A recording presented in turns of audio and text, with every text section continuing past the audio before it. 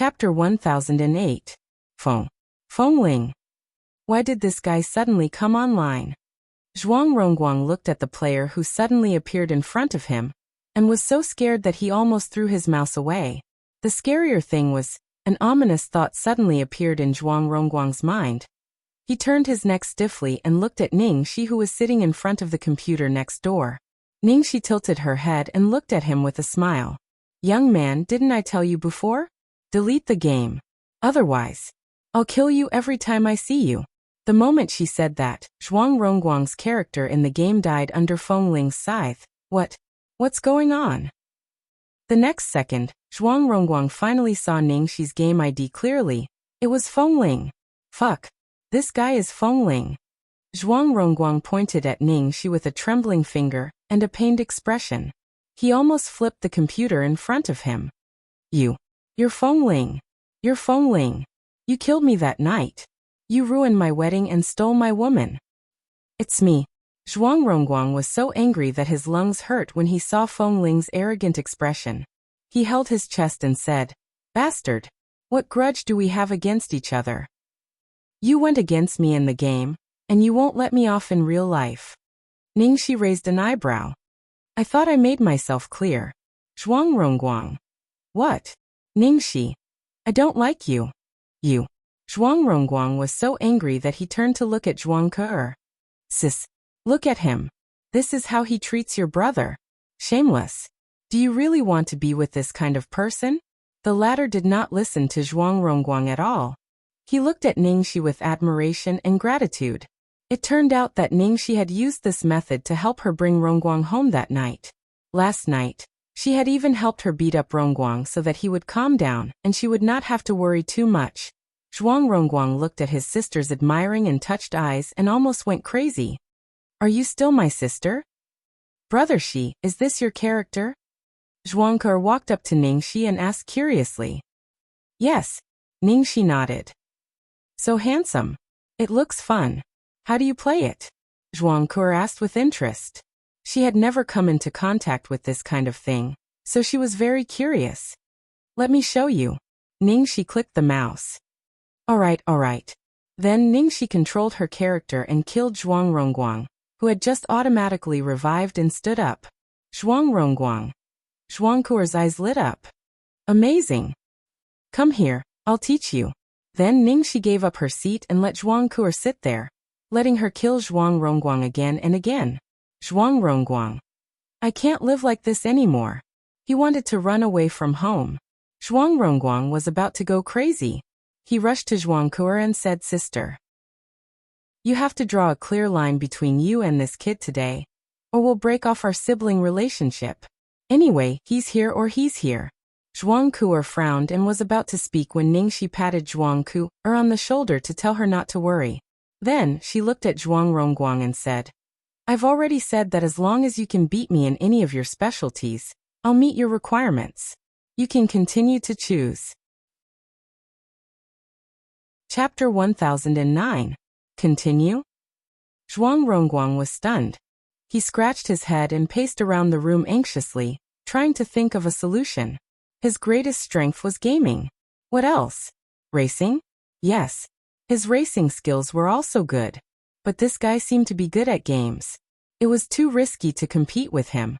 No playing cards, horse riding, cockfighting, dice. Zhuang Rongguang thought of all kinds of games, but he couldn't think of anything that could win Ningxi. In the end, Zhuang Rongguang's face became more and more gloomy, because he found himself useless. Just as Zhuang Rongguang was panicking, an idea flashed through his mind. That's right. Shooting. If you have the guts, compete with me in shooting. Hearing Zhuang Rongguang's words, Ningxi's expression was indescribable. Shooting. Why did you choose this? Young man, why are you so persistent on the road of seeking death, at this time? Zhuang Ke looked at Zhuang Rongguang with surprise. My brother's shooting skills are not bad.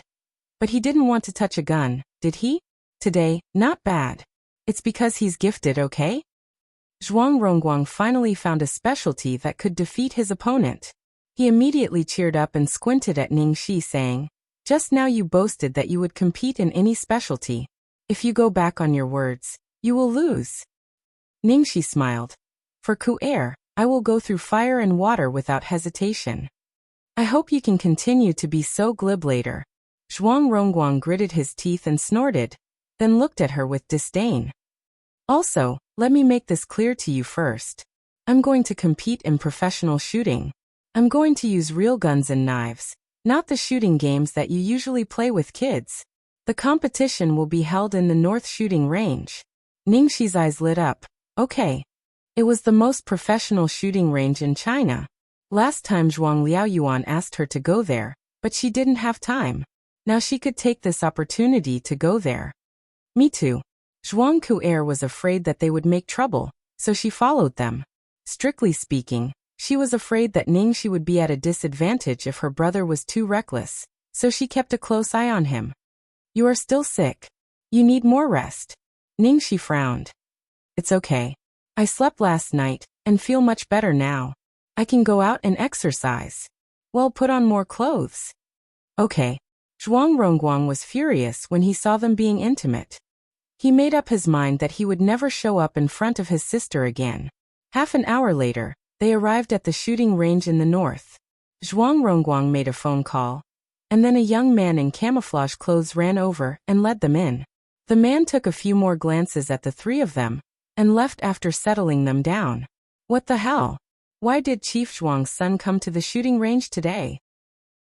Previously, when the bureau chief threatened him with a gun, he refused to come, crying like a ghost and howling like a wolf, refusing to touch a gun. Moreover, it wasn't just Zhuang Rongguang. Eldest young Miss Zhuangke had also come.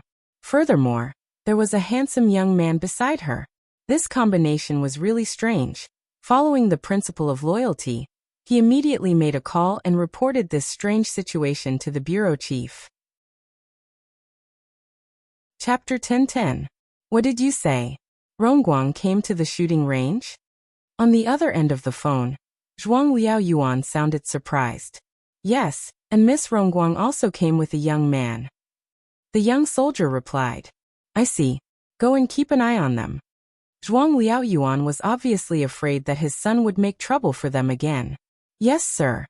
Chief Zhuang's daughter and son came to the shooting range together, and the other one seemed to be his son-in-law.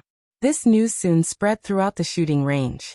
Many curious shooting enthusiasts, especially Zhuang Liaoyuan's subordinates, ran to the #1 shooting range where Zhuang Rongguang and Ningxi were. Zhuang Liaoyuan came quickly. The crowd made way for him and saluted. Hello, Chief. He looked over and saw two familiar figures in front of him. One was Rongguang, the other was Ku'er, and the other was a strange young man. Shit. Why is the old man here? Zhuang Rongguang cursed in a low voice, but he had to shoot the arrow. Whatever, he had to beat this guy first. Seeing Zhuang Liaoyuan, Zhuang Ku'er hurried to greet him. Dad, you are here. Yes, what's going on? Zhuang Liaoyuan looked at Zhuang Rongguang and another young man who were testing guns. Zhuang Ku'er pulled Zhuang Liaoyuan aside and explained to him. It's a bit complicated. Let me explain it to you briefly. The man next to Rongguang is actually Xiaoxi. You know she's a star, so she dresses like this for convenience. What? That's Ningxi? Zhuang Liaoyuan was surprised. He couldn't help but look at her a few more times. He found that this girl looked good in men's clothes, especially when she was holding a gun. She looked very heroic. Last time she was wearing a maid's uniform, and this time she was wearing men's clothes. She looked like a natural actress. Then what about Rongguang? Why is he with Xiaoxi? Zhuang Liaoyuan asked again. Zhuang Ku'er sighed and explained hesitantly. The reason is that Rongguang sneaked home late to play games and went to bars several times. I accidentally mentioned this to Xiaoxi. Xiaoxi felt it was unfair for me, so she punished him a little. Oh? How did Xiaoxi do it? Zhuang Liaoyuan asked with interest. I think she killed Rongguang in the game and forced him to delete the game. Then she beat him up last night, all on his face. Rongguang is very prideful, so I'm afraid he won't be able to go out and play for a few days. Zhuang Ke answered nervously. That's right. Zhuang Liaoyuan nodded. Zhuang Ke was relieved to hear this. She thought her father would be angry with Xiaoxi. Fortunately, her father thought the same as her. So they became enemies. This morning, when Xiaoxi came to see me, She bumped into Rongguang, and then they quarreled. Rongguang misunderstood the relationship between me and Xiaoxi. He thought that Xiaoxi deliberately approached me to take revenge on him. Just tell Xiaoxi to leave me or something. Xiaoxi will say that as long as he has any one of his specialties that can defeat her, she won't provoke me again. So Glory chose to shoot. At this point, Zhuang Liaoyuan finally understood what had happened. At the same time, his feelings were somewhat indescribable. Chapter 10-11. Actually, Zhuang Rongguang's talent was not bad, but this kid was not willing to suffer. He was afraid that Zhuang Rongguang would take a fancy to his talent and grab him to train. In fact, that was exactly what he did. In the end, the kid refused to touch a gun no matter what. He tried all sorts of methods, but none of them worked. Unexpectedly today, because of Ning Shi, he took the initiative to propose a shooting competition and picked up a gun again. Zhuang Ke looked at the two of them with an unhappy expression and muttered, "I don't want Xiaoxi to lose. If Rongguang wins, he'll be so arrogant." Zhuang Liaoyuan smiled meaningfully. "That kid is unlucky this time. But it's just as well. I should teach him a lesson. Otherwise, I don't know how high the sky is and how deep the earth is." When Zhuang Ke heard this, she was surprised and puzzled. What did her father mean? On the other side, Zhuang Rongguang and Ning Shi had already tested their guns. Both of them didn't wear goggles and noise-canceling headphones. Zhuang Rongguang didn't think it was cool to wear those things. Ning Shi had long been used to actual combat, and wearing these things would make her feel restrained. "Tell me, how do you want to compete?" Holding the gun in his hand, Zhuang Rongguang felt that the confidence that had been humiliated by Ning Shi so many times had finally returned to his body. Ning Shi leaned against the wall. "You decide. I'll keep you company." Zhuang Rongguang thought for a moment and said, "All right, then everyone will shoot 10 times and compete for the final number of points." Ning Shi, "Sure. Then it's settled. I'll go first." Zhuang Rongguang couldn't wait to see his opponent's dumbfounded expression. Maybe after seeing it, he would directly admit defeat in shame. Ning Shi took 2 steps back, indicating that he could start at any time. Zhuang Rongguang took a deep breath, focused, raised the gun, and aimed at the target. At this moment, he felt as if the gun in his hand had fused with his will. Ever since he was young, he had a special fondness for guns. However, he hated being restrained, hated his father's control, and was afraid of suffering and tiredness. Therefore, no matter how much he liked it, he was determined not to follow his father and grandfather's wishes. Bang! A gunshot rang out. Bang! Bang! Gunshots rang out one after another. After 10 shots were fired, a ding sound rang out. The score counter displayed the points of each shot and the total points. 100 points. There were actually 10 of them. A total of 100 points. This score shocked everyone who was watching. Zhuang Rongguang put down the gun, turned to look at Ning Shi, and said coldly, "No matter what grudge you have with me, I hope you can keep your promise and stop provoking my sister." Ning Shi didn't know whether to laugh or cry at the young man's deliberately pretentious manner. "You're really amazing. I'm convinced. However, it's not my style to surrender without a fight. Even if it's for Kur, I still have to try. Do whatever you want." Zhuang Rongguang snorted. He had hit 10 rings. In any case, this kid was going to lose for sure. In fact, this time, even he himself was very surprised that he could actually get such a high score. It seemed that he was indeed a genius. He could always burst out with astonishing strength at the critical moment. A genius. As Zhuang Rongguang spoke, he intentionally glanced in the direction of his father behind him. His intention to show off was obvious. "Who asked you to keep saying that I'm a good for nothing? I just don't want to make a move." On the other side, Ning Shi didn't shoot immediately. Instead, she walked up to Zhuang Ke. "Kur, can I borrow something from you?" Chapter 10-12. "Ah, what?" Zhuang Ke asked in confusion, not knowing what Ning Shi wanted to borrow from her at this time. When Zhuang Ke went out, she changed into a white dress and tied a matching lace ribbon on her wrist. Ning Shi pinched a corner of the ribbon and gently pulled it. The bow immediately untied. "This. Okay. But Xiaoxi, what do you want this for?" Zhuang Ke was even more confused. Zhuang Liaoyuan's face changed slightly. This girl, is she going to? Zhuang Rongguang was annoyed again. Damn it. He was about to be humiliated, but he still didn't forget to run to seduce his sister. This boy was really looking for death. Under everyone's gaze, Ningxi walked to the front of the shooting range, then tied the white ribbon over his eyes to the back of his head, and then raised his hand to shoot. Bang, bang, bang. After shooting 10 times, the scoring machine quickly counted the number of rings. Top 10 rings, 100 points. Under the condition of blindfold. Zhuang Rongguang, who was ready to watch a good show, opened his mouth wide and couldn't say a word. He stood there completely as if he had been struck by lightning, unable to believe what had just happened. This boy actually, under the condition of blindfold, hit 10 rings. How could this be? This was absolutely impossible. He had only seen his father do this kind of thing since he was alive. How could this boy from nowhere do it? Who the hell was he? Zhuangku, I never thought that Ningxi borrowed the ribbon to blindfold her eyes. After a long time, she let out a scream of excitement. Oh God. Brother Shi, you are so awesome. He was so handsome. Even Zhuang Liaoyuan's face changed behind her. His eagle-like eyes were full of enthusiasm and excitement. This boy really shocked him more and more. It was difficult to hit 10 rings on all fixed targets, but it was not impossible. Masters with special training could still do it. However, to hit 10 rings without sight was not something that could be achieved through simple training. It required not only extremely high talent, but also extremely sensitive intuition. Many talented top-notch snipers had stagnated at a certain height because they lacked the latter, which was an erratic but exceptionally important thing. Especially in a real battle, in such a chaotic environment, the target would not be able to stand still and let you shoot. At that time, sensitivity was very important. This child. At this moment, Zhuang Zongren's voice came from behind. Zhuang Liaoyuan turned around in surprise. Dad, why are you here? I heard that Rongguang is willing to carry a gun. How could I not come? Although Zhuang Zongren said so, his gaze, which was originally focused on his grandson, had completely fallen on the young man next to Zhuang Rongguang.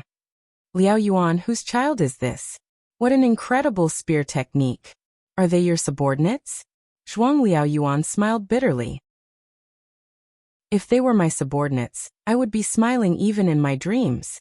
Then who is this child? Zhuang Zongren was puzzled. Dad, you know her too.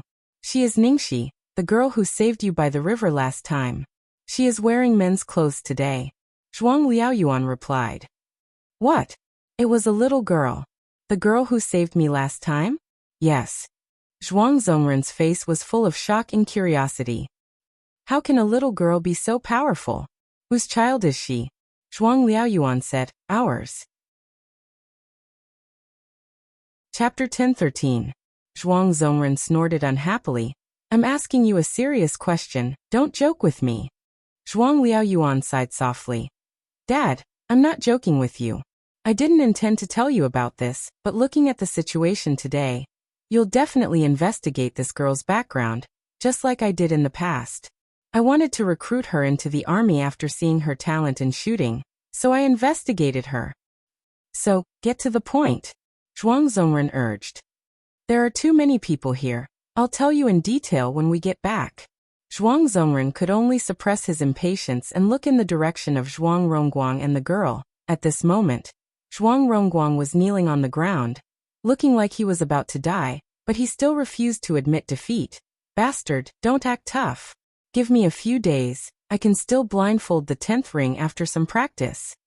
Ningxi squatted in front of him and said softly. Then I'll wait for you to practice. If you can really do it, not only will I leave your sister, but I'll also dress up and run 3 laps around the shooting range. How about that? Dress up and run 3 laps around the shooting range. Are you serious? The dying Zhuang Rongguang suddenly regained a trace of vitality. Fuck. Let a man like him dress up in women's clothes and run 3 laps around the shooting range. Just thinking about it was exhilarating. By then, he would be able to avenge all the humiliation he suffered. Of course, your sister can testify. Ningxi looked at Zhuangke and said. Zhuangke turned her head away and covered her mouth, trying to hold back her laughter. Xiaoxi was so naughty, but so cute. Not far away, Zhuang Liaoyuan shook his head at this scene, his face full of smiles. Finally, there's someone who can take care of my little bastard. Zhuang Zongren was still thinking about his son's words, but he couldn't figure out what our little bastard meant. Then I want you to wear a pink princess dress, and high heels, and a flower on your head, Zhuang Rongguang said maliciously. Ningxi agreed readily. No problem. I'll satisfy you. Little bastard, just you wait, I'll see you in a month. You're definitely going to wear this dress. Zhuang Rongguang roared, feeling an unprecedented power. Every cell in his body was full of vigor. He must defeat him. I must make this bastard lose all face. He had paid a heavy price. That's right, when the time came, he would record the scene of this brat wearing women's clothes. Let's see if he would dare to cause trouble for him in the future. That night, in the study of the Zhuang family. This child is Lingyu's daughter. Zhuang Liaoyuan didn't keep Zhuang Zongren in suspense and directly told him the truth. Zhuang Zongren was deeply hurt by what had happened to Zhuang Lingyu. He couldn't get over it for many years and there was still a gap in his heart. He didn't tell him about Ningxi's identity before because he was afraid that he would remember it. What? Lingyu's daughter? As expected, Zhuang Zongren's expression changed. Yes. Zhuang Liaoyuan nodded. Hearing Zhuang Lingyu's name, Zhuang Zongren fell to the ground and did not speak for a long time, as if he had fallen into some painful memory. After a long while he slowly opened his mouth and said, But Lingyu's child. I saw him once 2 years ago. He didn't look like this at all. Zhuang Liaoyuan sighed. The one you saw 2 years ago wasn't Xiaoxi. It's a bit complicated. Let me explain it to you slowly. Otherwise, I'm afraid your heart can't handle too many things at once. Chapter 10:14. If you don't tell me now, I won't be able to stand it. Zhuang Zongren said anxiously. Zhuang Liaoyuan could only explain to the old man. The one you saw last time is actually not Lingyu's biological daughter, but her adopted daughter. Lingyu's daughter was swapped at the wrong place in the hospital, and she didn't find out until she was 18 years old. So, the child who saved me is Lingyu's biological daughter? Yes. I remember it was a very important occasion at that time. Why did she attend it with an adopted daughter instead of Xiaoxi? Zhuang Liaoyuan pondered. Well, after Xiaoxi was picked up, a lot of things happened. Maybe because she grew up in the countryside for the past 18 years. She was not used to the life in the city and didn't know social etiquette, so she did some inappropriate things on some occasions. It was probably because of this that Lingyu had always disliked her. Later, she sent her to study abroad. It was not until last year that the child graduated and returned to China. The child did not seem to have any intention of interacting with the Ning family. She had always been working alone. All these years, Lingyu still claims that Ning Xuelua is her biological daughter, but Ningxi is regarded as an adopted daughter from the countryside. Zhuang Zongren covered his chest and was so angry that he almost had a heart attack. Unfilial child. That's her own flesh and blood. How could she be so cruel? Just because she lost her face, she doesn't even recognize her own daughter? It's not like you don't know Lingyu's temperament. She values her face the most, especially after marrying Ning Yaohua. It's as if she wants to fight with us to prove that she made the right choice. She can't tolerate any flaws on her body. Zhuang Zongren waved his hand tiredly. Forget it. So many years have passed and I have long regarded her as a daughter. But the innocent child has suffered. That child is ambitious and works hard. She has a unique vision at such a young age, and has opened a fashion studio. The dress that was praised by the guests at the state banquet last time was a gift from her. Zhuang Liaoyuan comforted him. Zhuang Zongren's face softened a bit, and then he said excitedly, I was wondering why this child has such a high talent for shooting. It turns out that she is really a descendant of the Zhuang family. It's true that nephews are like uncles, but it's a pity that she doesn't join the army. Have you talked to her? Zhuang Liaoyuan knew that he was going to bring this up. He said helplessly, Dad, don't think about it. I've already talked to him. He has his own things he wants to do. What's more, some people would never agree. Recently, Ningxi spent most of her time in the studio. because Zailing had run into some trouble. Now Zailing's business was getting bigger and bigger. The departments were getting more and more detailed, and the number of employees was also increasing. At present, it had already formed a complete industrial chain. A tall tree attracts the wind. Seeing that Zailing was getting more and more famous, some people were naturally envious, especially history, who saw Zailing as a thorn in his side. Dai Wei had been trying to find out who the designer of Zailing was after the fashion show. However, because Gong Shangza had an independent creative area and was completely separate from the company, even the staff of Zailing, except for Han Momo and Xiao Weilan, had never seen him. Chapter 10-15. Occasionally, some customers who did high-end customization had seen him in person. The news was that Zailing's mysterious designer, ZX, was a handsome young man who was even more handsome than the current young male idols. Dai Wei was slightly relieved. Just from the description, he knew that it couldn't be Gong Shangza, that loser. However, even though the biggest crisis had been resolved, Zailing's rapid rise caught him off guard. He didn't even have time to defend against it. Silently, Zailing rose to fame with an unstoppable momentum, even more so than history's popularity at that time. Zailing's huge threat, Ning Xuelua's pressure, and even worse, the design drafts he stole were getting fewer and fewer. None of the designers he hired were good. He tried to create by himself, only to find out that he had been good at social marketing all these years. His mind was blank while holding a pen. Fortunately, history currently occupied more than half of Hua Guofeng's market. Zailing would never be able to catch up to many of their regular customers. However, Zailing was like a knife hanging over his head. He definitely couldn't let it continue to grow. In order to win an award, Ning Xuelua had accepted an artistic bitter love film. She had been filming in a village. When she heard about Zailing when she came back, she couldn't help but be furious. "What's wrong with you? Didn't I tell you to keep an eye on them? Why did Zailing become like this after I left for a few days? We have connections with most of the companies and businessmen in the industry. We could have told them not to accept Zailing's offer, but who would have thought that they would target the socialite circle? That circle is not a place we have any say in. After saying so much, it's all because you're useless. If they hadn't won the Golden Top Award, there wouldn't have been so much trouble," Ning Xuelua said irritably. She hadn't even had time to solve the matter of Ningxi and Zhuangke being intimate before the old man said that he was going to make a will. When she returned to the capital, history was full of bad news, which made her anxious. Dai Wei couldn't help but curse. Damn. She's pushing all the blame to me again.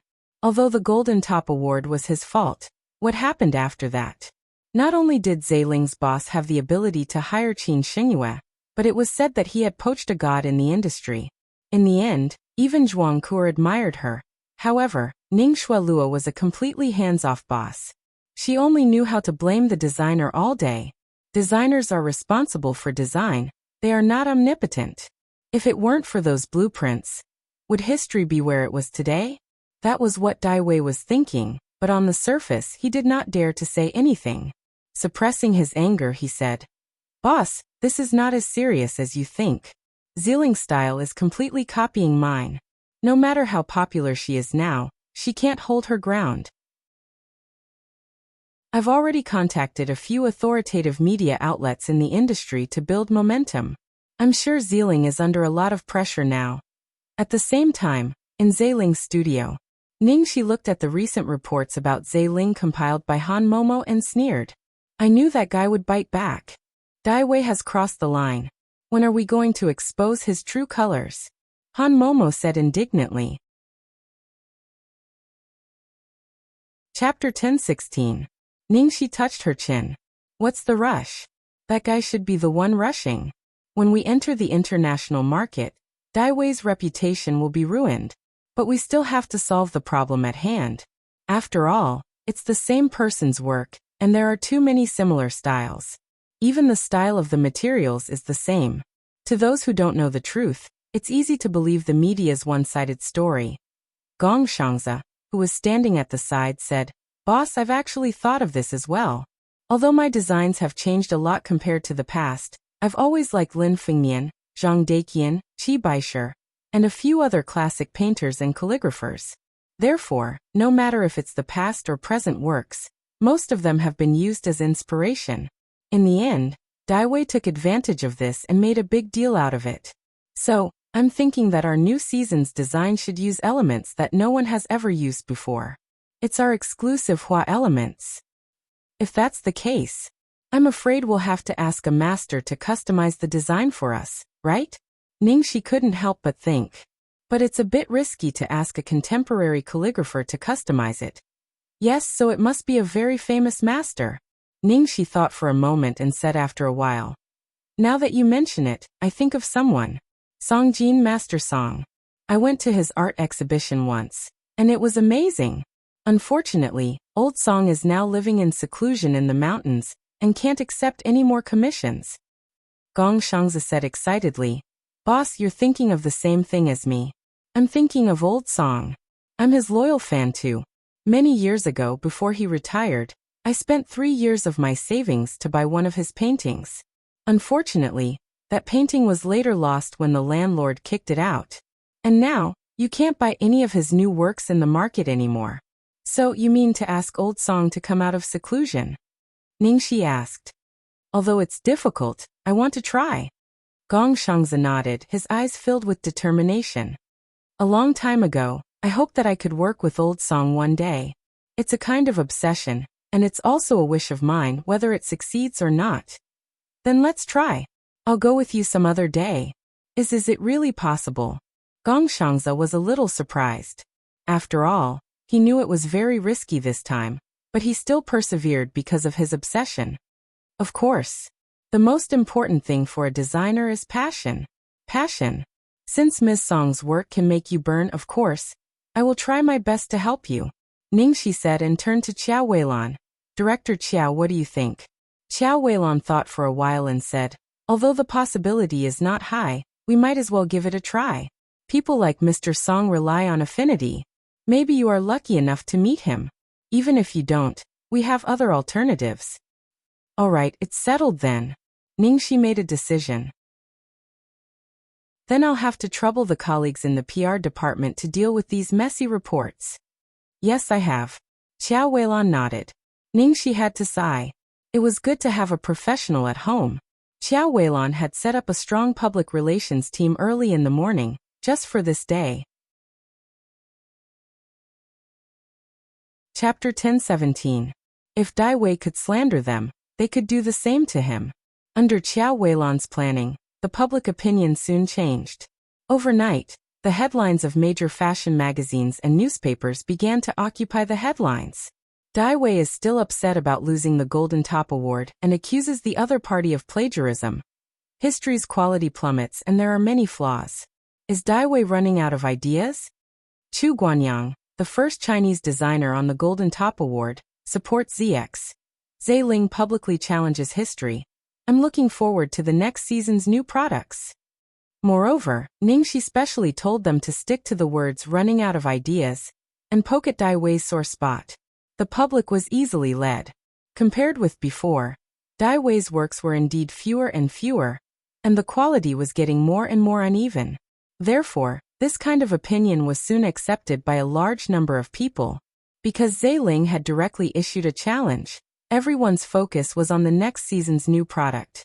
History could not find any concrete evidence of Zhe Ling's plagiarism, and was instead accused of running out of ideas. So they had no choice but to accept the challenge. The war of public opinion came to an end. At night, in the famous high-altitude revolving restaurant in the capital, Guan Ziao invited Lu Xinyan to dinner. Ever since she returned to China, Lu Xinyan had been sticking to her and playing with her every few days, but she hadn't contacted her for a long time. Guan Ziao noticed this and took the initiative to ask her out. Xinyan, did Ningxi make things difficult for you last time? I've already apologized to her in person. It's all my fault.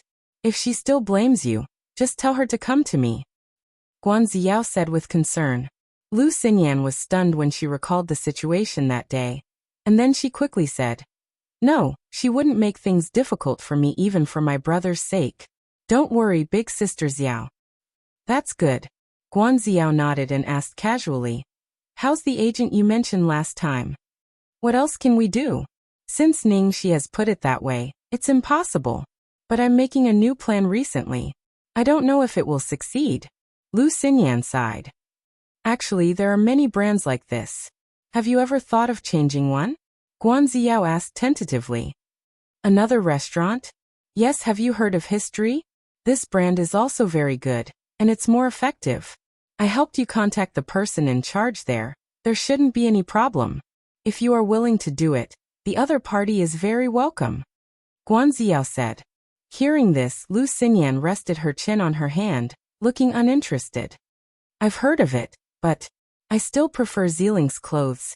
But lately Ziling's reputation doesn't seem to be very good. That, I've also heard about it. It's completely groundless. I've seen most of the clothes from these two shops. The style is indeed very similar, but Ziling's is obviously much more sophisticated. Also, Daiwei's designs have been giving me the feeling that he's running out of ideas. I don't think he's doing well.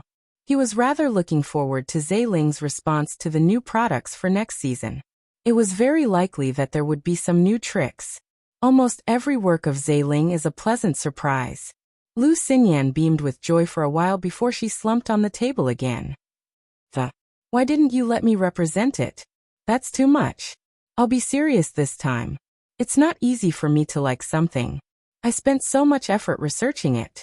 Seeing that Lu Xinyan was so insistent, Guan Ziao naturally couldn't persuade her anymore. Then the two chatted casually for a while and went home. Chapter 10:18. In the evening, the crew held a simple wrap-up party at the hotel. Because there were no investors or reporters, only the crew members, the atmosphere in the room was very relaxed.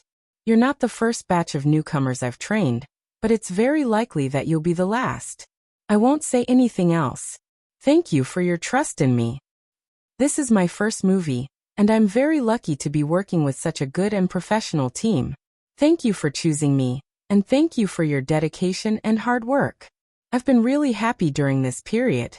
Thank you, everyone. I'd like to propose a toast to everyone, especially Brother Shi. There's something I need to confess to you. Actually, I was the one who released the snake. At that time, I saw you seducing the souls of all the girls in the group, and I was really angry. Who knew? Brother Shi is really tough. I'm convinced. Qi Feng finished speaking and downed his drink. But Brother Shi, you look better in women's clothes. Men's clothes are such a waste.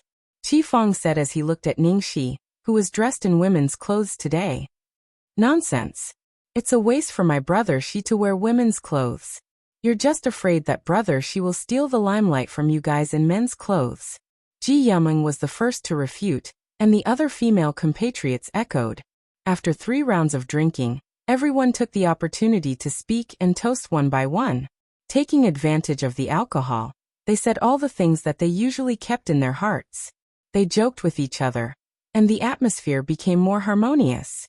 After the party ended, everyone waited for the bus at the entrance of the hotel in 2s and 3s. Most of the others left one after another, and in the end, only Ningxi, Shen Hanchen, and Ku Mingyu were left. Shen Hanchen couldn't help but look at Ningxi again.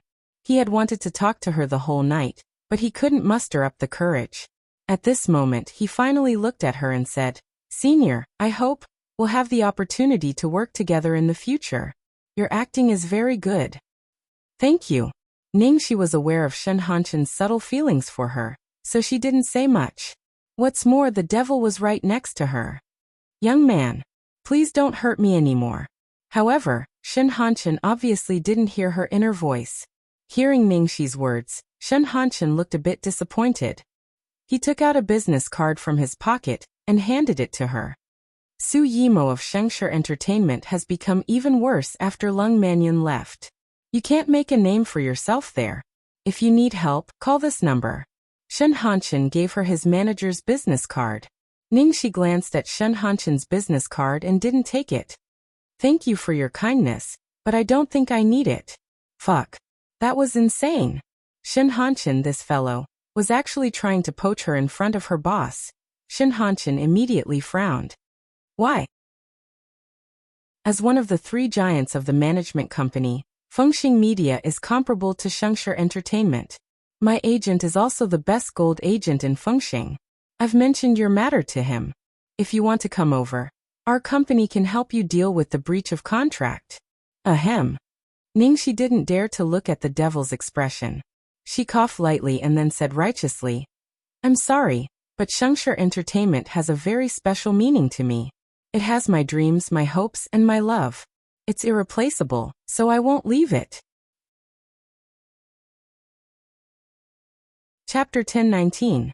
Special meaning. Shen Hanchen was still unwilling to give up. He didn't understand why she was so attached to Shengshe Entertainment. Also, why did Ningxi sound like she was confessing to someone? Shen Hanchen was about to ask when a taxi stopped by. Ningxi was afraid that Shen Hanchen would say something shocking again, so she hurriedly got into the car. I'm leaving now. Bye-bye. He deliberately said these words to Ningxi in front of Ke Mingyu. He wanted to prove his strength and remind Ke Mingyu that he was not worthy of Ningxi. He didn't expect that he would be rejected by Ningxi so directly in the end. Platinum Palace. Ningxi arrived first. After a while, Ke Mingyu also came back. As soon as she saw her boss, Ningxi immediately jumped up to him and asked for praise.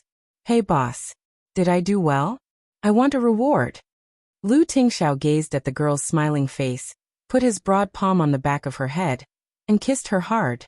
The moon was bright, the night was charming, and the breeze didn't cool the gradually warming air. Clang. There was a sudden loud noise behind them.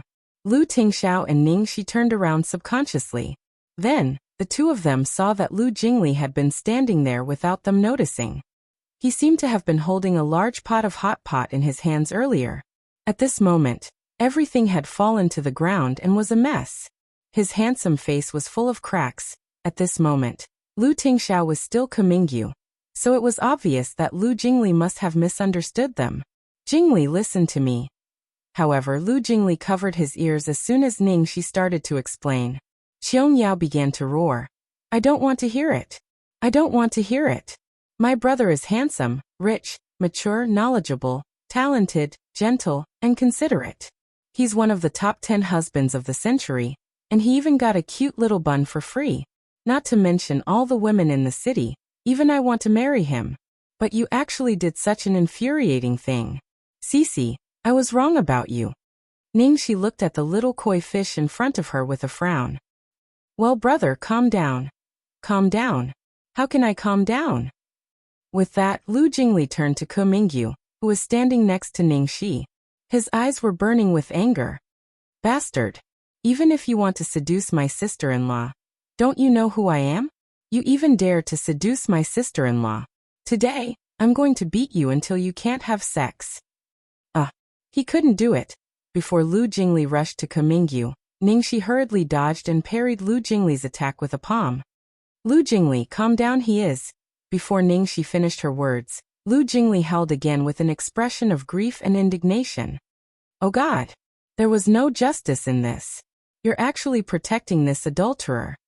Ningxi held her forehead powerlessly. She really couldn't communicate with this guy. She waved her hand and said, Fine, fine, fine. I won't protect you. I won't protect you. You can hit me. Hit him. Go and make him impotent. Go. As Ningxi spoke, she deliberately stepped aside to make it easier for him to court death. Lu Jingli immediately got up and continued to pounce on Ke Mingyu. He really focused on his lower body. Then, ow! With a miserable wail, the little koi fish's hands were locked by the man before it could touch the corner of the man's clothes. He skillfully put his hands behind his back. Chapter 10:20. After that, the adulterer that Lu Jingli mentioned was like a roundworm in his stomach. He could always predict what he was going to do in the next second, and then easily break all of his attacks and suppress him completely. After being beaten up for the nth time, Lu Jingli finally howled, Brother, let go, let go, let go. The way he beat him was so skillful and smooth.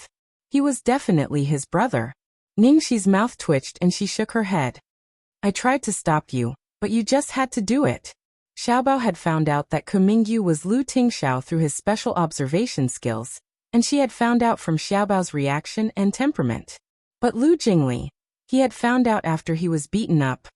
Lu Jingli covered his wrist and kept blowing at it. When did you stop me? Couldn't you have just told me that he was my brother? Ningxi rolled her eyes at him. You started howling as soon as I opened my mouth. I should have had a chance to tell you. Lu Jingli had a big heart. He quickly forgot about being beaten up by his brother, and began to circle around his brother with a face full of excitement. So natural, so realistic. Your disguise is so good. If I hadn't been smart, I would have been fooled. Ningxi. How are you smart? You only found out after being beaten up like this. Lu Jingli's expression suddenly became serious, and his tone became much more serious. He looked at Lu Tingxiao worriedly and asked, Big brother, what happened to you? Are you going to do something so important and urgent that you can't show your face? Lu Tingxiao's eyes were filled with worry. Lu Tingxiao thought for a while, and felt that Lu Jingli was right. Yes. Lu Jingli was immediately angry and said unhappily, What is it? Brother, you always hide everything from me and don't share the burden with me. Lu Tingxiao said, I can't. Lu Jingli said, How do you know you can't if you don't tell me? Lu Tingxiao said, I'm going to film with your sister-in-law.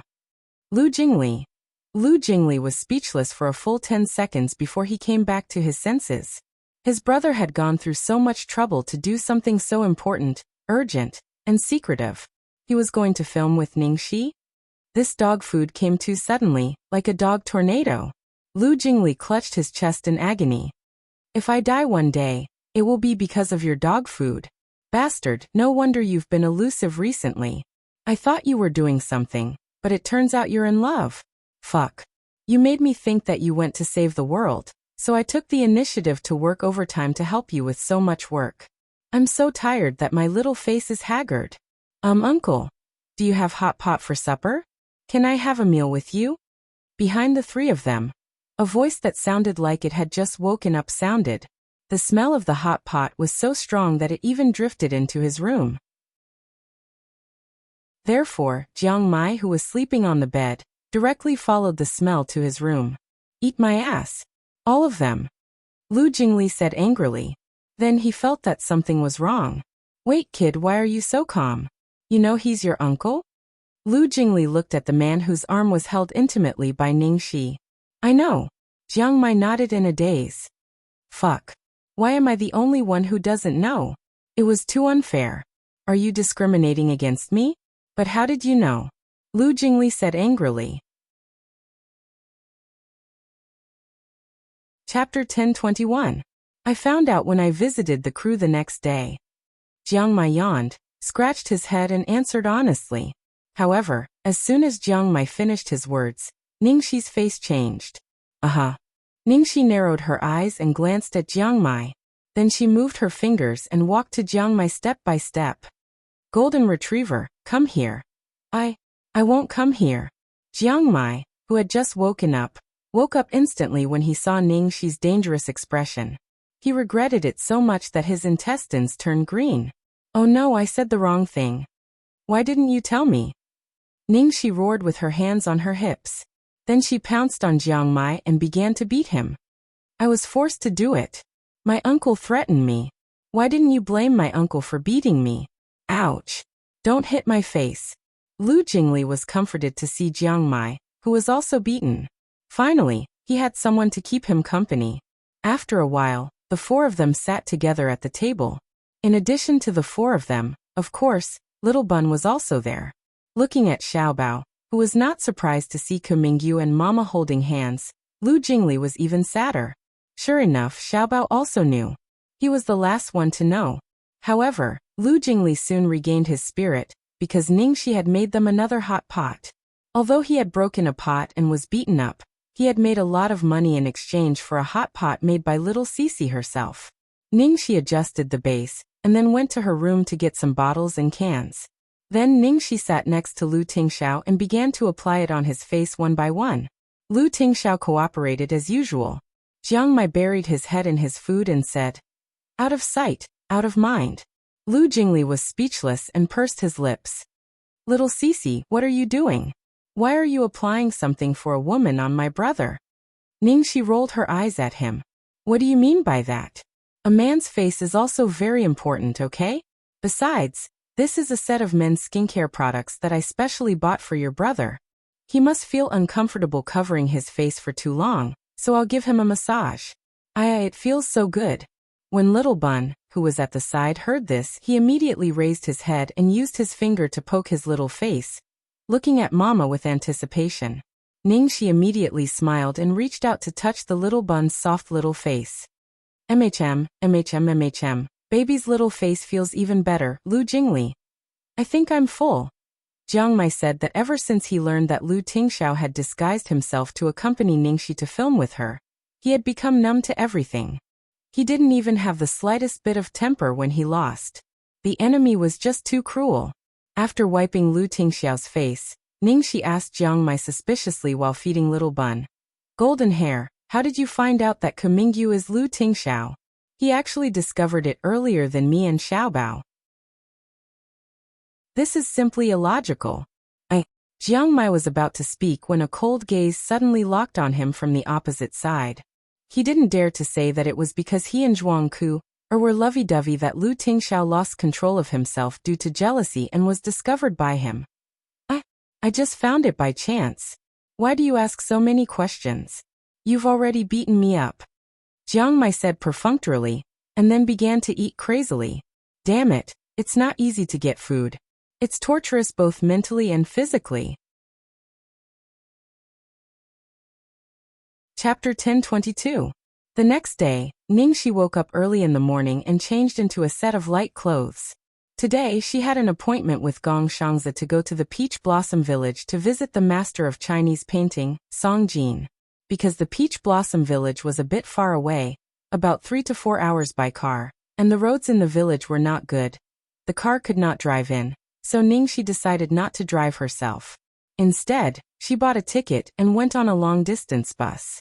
When she was at the studio, Ningxi had already studied Song Jin's strategy with Gong Shangzi. It included all of Elder Song's life information and works, especially his personality and hobbies. Unfortunately, the results of the research were not very optimistic. As the bus gradually left the city, Ningxi leaned against the back of the chair and looked at the dense information in the notebook with a headache. Sigh, it is indeed a bit difficult. At Elder Song's level, he has basically jumped out of the 3 realms and no longer belongs to the 5 elements. It's really hard to please him. Gong Shangzi, who was also browsing through Song Jin's works on his iPad, muttered. Elder Song is living alone now. He's all alone, so there's no chance of getting anything from the people around him. Worst of all, Elder Song especially hates it when people disturb his peace. It's almost impossible to use money or other worldly things to curry favor with him. Tisk, everyone has a weakness. It's impossible that he doesn't have any flaws. It's useless to just talk on paper. Let's see him in person first. Okay. On the bus, Ningxi slept with her head tilted. When she woke up, it was almost time to go. Because Ningxi and Gong Shangzi got off at the last stop, there were only the 2 of them left on the bus. It seemed that this place was really deserted. But it was no wonder, otherwise the scenery would not be so primitive. Wow. The scenery here is so beautiful. Looking at the green peach forest outside the window, Ningxi suddenly became energetic and couldn't help but exclaim. Gong Shangzi nodded. Even the air is so fresh. Oh my. This is pure air without any smog. I want to take a few more breaths. Ningxi squinted her eyes and took a few deep breaths. When we enter the village, the scenery will be even better, Gong Shangzi said with some yearning. Tisk, Elder Song really knows how to enjoy life. A place like this should be very inspirational, right? As the 2 talked, they arrived at the last stop. Ningxi quickly grabbed her backpack and got off the bus with Gong Shangzi. How do we go after that? Ningxi looked at the endless fields and peach forest in front of her, feeling relaxed and happy. She thought that even if she couldn't invite anyone, she could just treat it as an outing. If there was a chance, she must bring Xiaobao over to play. Last time when she went camping with Lu Tingxiao, she didn't take Xiaobao with her. Ningxi always felt sorry for Xiaobao, so she prepared to give Xiaobao a spring outing. Gong Shangzi glanced at the GPS on his phone. First, follow this small path straight ahead. All right. Let's go. Ningxi plucked a peach blossom from the roadside and walked forward in high spirits. However, half an hour later, both of them were dumbfounded. A Gong Shangza. Are we lost? Gong Shangza fiddled with his phone anxiously. But that's what the navigation says. So does the GPS want us to swim over? Ningxi stared at the wide river in front of her. Gong Shangza sighed. The terrain here is complicated, and the navigation is probably inaccurate. I was careless. Left with no choice, the two of them could only continue to walk around. It was only in the evening that they finally saw a small courtyard. Chapter 1023. Every household in the Peach Blossom Village was very far away from each other, and Songjin lived in a particularly remote place. It was really difficult to find someone who came here for the first time. Fortunately, they finally found her today, so their trip was not in vain. Not far in front of them, there was an antique little courtyard. The chimney on the roof was emitting wisps of smoke. Behind the house was a large and dense peach blossom forest. Not far away was a sparkling paddy field. Occasionally, the sound of an old ox could be heard in the courtyard. Open up the wilderness in the south, defend one's clumsiness and return to the garden. The Fong residence is more than 10 acres, with 8 or 9 thatched cottages. Behind the eaves of the elm and willow trees, in front of the peaches and plums. In the warm distant village, in the ruins of smoke. TSK, looks like Elder Song is a fan of Tao Yuanming? Ningxi laughed. After running around for a whole day, Gong Shangza was about to collapse from exhaustion. But when he turned his head, Ningxi was still reciting poems in high spirits. It was really indescribable. The courtyard did not have a door. It was just a fence made of a few pieces of wood. The two slightly tidied up their appearance, then walked in front of the wooden door. Excuse me, is Mr. Song home? Gong Shangza called out to the courtyard. There was no movement inside. However, looking at the chimney on the roof, there must be someone at home. The two called out a few more times, and sure enough, after a while, a figure came out of the house. They saw that the person was wearing a coarse long robe, had a white beard, was hale and hearty, and had the demeanor of an immortal. After seeing Songjin, Ningxi's heart suddenly thumped. The old man looked like he had no desires, and people without desires were the most difficult to deal with. Mr. Song. Gong Shangza was Songjin's diehard fan. When he saw his idol, his exhaustion disappeared, and he was full of excitement. He said excitedly, Mr. Song, I'm sorry to disturb your peace. My name is Gong Shangza. I'm a designer and I like your works very much. You are my favorite calligrapher, and I still have your superb, Tenli Frog Cry in my collection. Gong Shangza was indeed a qualified fan. He was very familiar with Songjin's works, and the passion and excitement in his eyes were all real and pure. From Ningxi's point of view, if she had such a cute and enthusiastic fan who came all the way to see her, she should at least invite him in for a cup of tea. There are no painters here, only an old man. Please go back. However, Songjin's expression was very indifferent from the beginning to the end. His gaze did not seem to be looking at the two of them, but at two lifeless things. In the end, he only replied with this sentence and went straight into the house. Looking at the merciless closing of the door, Gong Shangza's face was full of disappointment.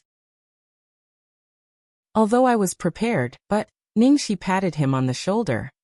It's nothing. At least you got to see your idol. Gong Shangza perked up again. I still want to wait a little longer. Ningxi had the same plan. Then let's wait a little longer. Maybe Elder Song will be willing to see us after seeing our sincerity. The two of them waited outside the door until sunset. Seeing that it was getting darker and darker, Ningxi sighed. God is so uncooperative. How nice it would be if there was a heavy downpour at this time. However, it was obvious that the heavens were not on their side. They waited until the end, but there was no rain. Of course, Songjin did not change her mind either. Shangza, come back tomorrow. Any later and we won't be able to catch the last bus. Although Gong Shangza was unwilling, he could only leave first. Chapter 1024. The next day, Ningxi and Gong Shangza once again went to the Peach Blossom Village. Because he already had experience this time, he knew how to get there, so he arrived at noon. The two of them met Song Jin on the way to the fields. Song Jin was wearing a straw hat and was transplanting rice seedlings in the fields. Song Jin's skill in transplanting seedlings was experienced and fast. At first glance, he looked exactly like an ordinary villager. Who would have thought that he was a famous Chinese traditional painting master? From the corner of his eyes, he saw that the two people from yesterday had come to visit again. Song Jin did not have any special reaction. She was still indifferently doing her own things. Ningxi had failed to get close to him yesterday, so she decided to change her routine this time. So she went straight to the point and said, "Hello, Mr. Song. I'm Ningxi, the person in charge of Zailing Studio. This is our designer, Gong Shangzi. Zailing is a clothing design company that focuses on Huan national style. Our designers like your work very much, and also because your work is very compatible with our style. We are here to talk about cooperation with you. I wonder if you can consider it." After a short moment of silence, Song Jin straightened up and looked in Ningxi's direction. "Young man, you should find someone else. I've already said that I'm just an old man. I can't help you." Ningxi scratched her head speechlessly. Damn, why is it this sentence again? However, from this sentence, it could be seen that Song Jin had no interest in worldly affairs anymore. Who knew what could interest him? "Elder Song, don't you want to reconsider? Even if you don't care about fame and fortune, don't you want your works to be passed down and display greater value?" Ningxi asked tentatively. Hearing this, Song Jin's figure seemed to freeze. Could there be a chance? Ningxi immediately looked over nervously, but the other party bent down and continued transplanting. All right, he failed again. However, it was no wonder. Song Jin had already reached the top and was famous both in China and abroad. Why would she care about cooperating with a clothing company? Ningxi and Gong Shangzi took turns trying to persuade him, but still returned empty-handed. Before leaving, Ningxi put the documents of the studio at the door. Seeing Gong Shangzi's listless look, Ningxi patted his shoulder and said, "Don't be discouraged. Liu Bei invited Zhuge Liang to visit the thatched cottage 3 times. Let's fight tomorrow. Maybe it'll be done tomorrow." In the end, he failed again on the 3rd day. After returning from the Peach Blossom Village, Ningxi went straight to the Platinum Gold Palace. As soon as she entered the room, Ningxi threw herself on the sofa. Oh, it's so difficult. What happened? Lu Tingxiao was sitting on the sofa reading the newspaper. Seeing the girl in such a state as soon as she came in, he touched the girl's hair and asked, "That's the Chinese painting master I told you about. It's so hard to invite him." Ningxi murmured. Song Jin. Yeah. He was completely unmoved by force or persuasion. The key is that he has no desires and nowhere to start. Ningxi couldn't help but complain. "It's unlikely that you'll be able to invite Ms. Song. I suggest you find someone else," Lu Tingxiao said. All right, since even Lu Tingxiao said so, it was probably hopeless, Ningxi sighed. "I also think it's impossible. Let's try for the last time tomorrow." That unlucky child, Gong Shangzi, had been staying indoors for a long time. His body was too weak, and he had fallen sick from running around for the past few days. "Tomorrow I have to go alone." "Oh no. No. Tomorrow is Saturday. I'll just take Little Bun on a spring outing." Perfect. Chapter 1025. As soon as Ningxi finished her words, a soft little bun ran downstairs and threw itself into her arms, his face shining with expectation. Seeing Xiaobao so excited at the mention of a spring outing, Ningxi felt a little guilty. "Sorry, Bun, I haven't taken you out for a long time. Let's go tomorrow. And we'll go alone. Going with Mama without Papa." When Little Bun heard this, his eyes lit up even brighter, almost dazzling Ningxi's eyes. Ningxi said, "Yes. No big light bulb." Lu Tingxiao. "Isn't this retribution coming a little too fast?" "What? Do you have a problem with that?" Ningxi looked at Lu Tingxiao and raised her eyebrows. Lu Tingxiao said helplessly, "No. This girl knew that he had to go on a business trip tomorrow and wouldn't be able to go." "Okay, then it's decided." Xiaobao was so excited that he couldn't sleep the whole night since he decided to go on a spring outing with Mama. It was the first time in his life that he would go on a spring outing with Mama. The next morning, Xiaobao got up and began to pack and prepare for the spring outing. The family of 3 packed up and were ready to go separately. At this time, a man suddenly rushed over from the opposite villa. Wait. Me too. Me too. Lu Jingli? Why are you here? Ningxi looked at him in surprise. My brother said you're going on a spring outing. There must be a barbecue. There must be a picnic. I want to go too. Lu Jingli looked like he was about to drool. Ningxi was speechless. Are you here for the spring outing or for food? For food, of course. Sister-in-law, the barbecue you made last time was delicious. I won't eat for free. I'll be your backpack's coolie. Lu Jingli said with a flattering face. It's in the wilderness. Let Jingli go with you, Lu Tingxiao said. Okay. Ningxi thought it was good to have someone to help her backpack. She did bring a lot of things today. Do you mind taking one more person? Jiang Mai's voice came from behind. Looking at Jiang Mai, who had popped out of nowhere, Lu Jingli was annoyed that there was another person stealing his food. What the fuck? Jiang Mai, why are you everywhere? It's one thing to freeload off a midnight snack, but you're also freeloading off a spring outing. Didn't you say we were going to the wilderness? There shouldn't be anyone in the wilderness, right? I've been suffering from crowd syndrome recently, and I get a headache whenever I see a lot of people.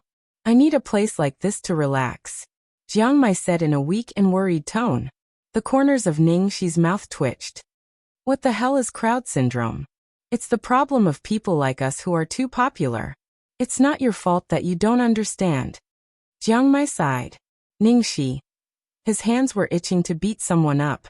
In the end, Ningxi and Xiaobao became 3 people and then 4 people. So be it. One can help carry the bag, and the other can carry Xiaobao when he's tired.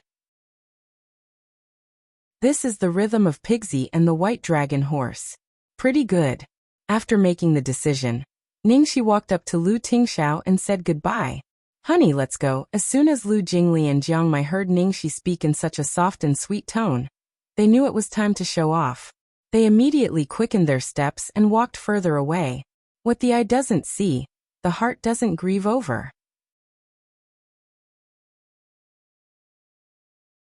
Chapter 10:26. Well, have fun. Lu Tingxiao patted the girl's head. Ningxi looked at Lu Tingxiao, who still had to work overtime on the weekend, and suddenly felt sorry for him. Sigh, I suddenly feel sorry for leaving you alone. What should I do? Although she was originally going to work today, the atmosphere now seemed to have completely turned into an outing. Lu Tingxiao pinched the girl's soft earlobes and whispered, Make it up to me in the future. Ningxi blinked her eyes. Why don't I make it up to you now? That's enough. There are still minors here. Lu Jingli held not far away. Ningxi tiptoed and kissed Lu Tingxiao on the cheek, then waved goodbye to the child's father. It was the first time for Little Bun to take a bus like this. He was very excited along the way, especially when they arrived at the Peach Blossom Village. Looking at the scenery in front of him, the little guy's eyes were full of curiosity and light. Although Ningxi had seen the same scenery 3 times and was already numb to it, it was a new experience because she was with Little Bun this time. The scenery is so beautiful, there is no trace of human activity at all. The most important thing is that there is no one here. Cool. Oh. Jiang Mai looked at the green mountains and clear waters in the distance and screamed. It seemed that he had been holding back for a long time. Hey, did you tell Brother Ming when you came out today? Ningxi asked casually. Jiang Mai, why should I tell him? Ningxi.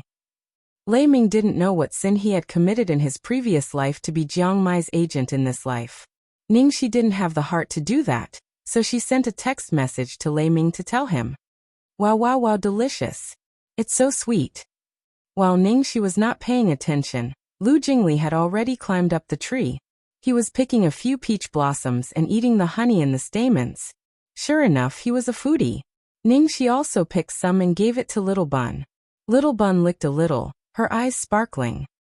Let's go. The scenery in front is even better. Ningxi had not come here for nothing. She had already figured out the nearby route and knew the best scenery and the most fun places. It was no problem for her to be a good tour guide. Along the way, the four of them went sightseeing. At noon, Ningxi took them to a beautiful peach forest to settle down and start a picnic. Lu Jingli finally waited for the moment he had been waiting for. He quickly set up the barbecue rack that he had been carrying all the way, and then took out all the ingredients and arranged them properly. Ningxi was instructing Jiang Mai to spread the tablecloth and set the tableware. After that, she asked the two of them to get busy, and she took little Baozi to catch butterflies and rabbits. Golden Fur, are you done yet? Come here, there is a rabbit here, go catch it. We'll have an extra meal today. Lying on the ground, Jiang Mai watched the big and the small jumping not far away. Only then did he suddenly realize that he had fallen into a trap. He was simply here to be a coolie. No wonder Lu Tingxiao didn't object when he said he wanted to come over. Catch my ass. I'm not a dog. You can even catch rabbits. Jiang Mai snorted. Useless. Help me take care of Xiao Bao, this young master will go catch it. Ningxi said and ran away. After a while, Ningxi came back with a fluffy white rabbit in her hand. Jiang Mai was speechless. Are you a fucking woman or not? Seeing the rabbit in Mama's hand, little Baozi immediately ran over excitedly. Ningxi squatted down and said softly to little Baozi, do you want to touch it? It's so fluffy and soft. Chapter 1027. It was Little Bun's first time seeing a real rabbit. He hesitated for a moment, and then reached out his little hand to touch the rabbit. After that, Little Bun's eyes widened. It was soft, furry. Ningxi couldn't help laughing at Little Bun's lively expression. Haha, was it fun? Little Steamed Bun nodded repeatedly, fondling it lovingly. The rabbit was still kicking when it was in Ningxi's hand. But after Little Bun touched it, it quieted down. Wow, what a fat rabbit. Quick, roast it. Lu Jingli said excitedly. When Little Bun heard this, she immediately glared at Lu Jingli and hugged the rabbit. Roast your head. You only know how to eat. Ningxi snapped. Sister-in-law, didn't you say you caught it for dinner? Lu Jingli said innocently. Ningxi said, Xiao Bao likes it. Don't eat it now. Xiao Bao nodded vigorously. Don't eat the rabbit. It's mine. Lu Jingli. It belongs to my stomach. Did you bring the first aid kit? Ningxi asked. Jiang Mai frowned. Are you hurt? I told you not to catch the rabbit. Ningxi. The rabbit is hurt, okay? Jiang Mai. Ningxi took out the first aid kit and began to bandage the rabbit. Wild rabbits ran very fast and were very alert. How could she catch it so easily? Because one of the rabbit's legs was injured, she caught it. Little Bun touched the rabbit's head with a distressed look, as if it was him who was in pain. After the bandage, Ningxi carefully put the rabbit in Little Bun's arms. The rabbit was well behaved in Little Bun's arms. Why do you have to do this? It's better to eat it directly. Lu Jingli looked distressed. Fortunately, he soon forgot about the rabbit because Ningxi began to roast it. In the woods, the fragrance of peach blossoms and the tempting aroma of food mixed together, making people salivate and hungry. As the four of them were eating, they heard squeaking footsteps behind them. Ningxi subconsciously turned her head and saw Songjin walking towards the peach forest with a basket in her hand while leading the oxen. Ah, I was having too much fun and almost forgot about the important matter. The reason why she chose this place to have a picnic was because she found that Songjin would usually come here for lunch after finishing her farm work. Elder Song, are you done with your work? Do you want to come over and eat with us? Ningxi asked enthusiastically. After coming here for 3 days, Ningxi was already familiar with them. In addition, she didn't have much hope this time, so her attitude was much more relaxed. Songjin looked at them, and when her gaze fell on Xiao Bao, she said, Thank you, I brought lunch. 10 steps away from Ningxi and the others, he sat under a tree root and began to eat his lunch. The basket was filled with simple cornbread and pickled vegetables. Is he Songjin? Jiang Mai asked.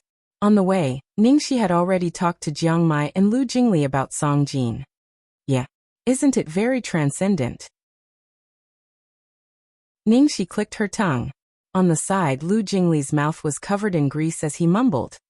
Even the most transcendent person has a weakness, let me tell you. For example, my brother's weakness is you, And my weakness is delicious food. Haha, you can use your brother as an example, but you forget it. Anyway, that's what I mean. He must have something he wants, but you haven't found it yet.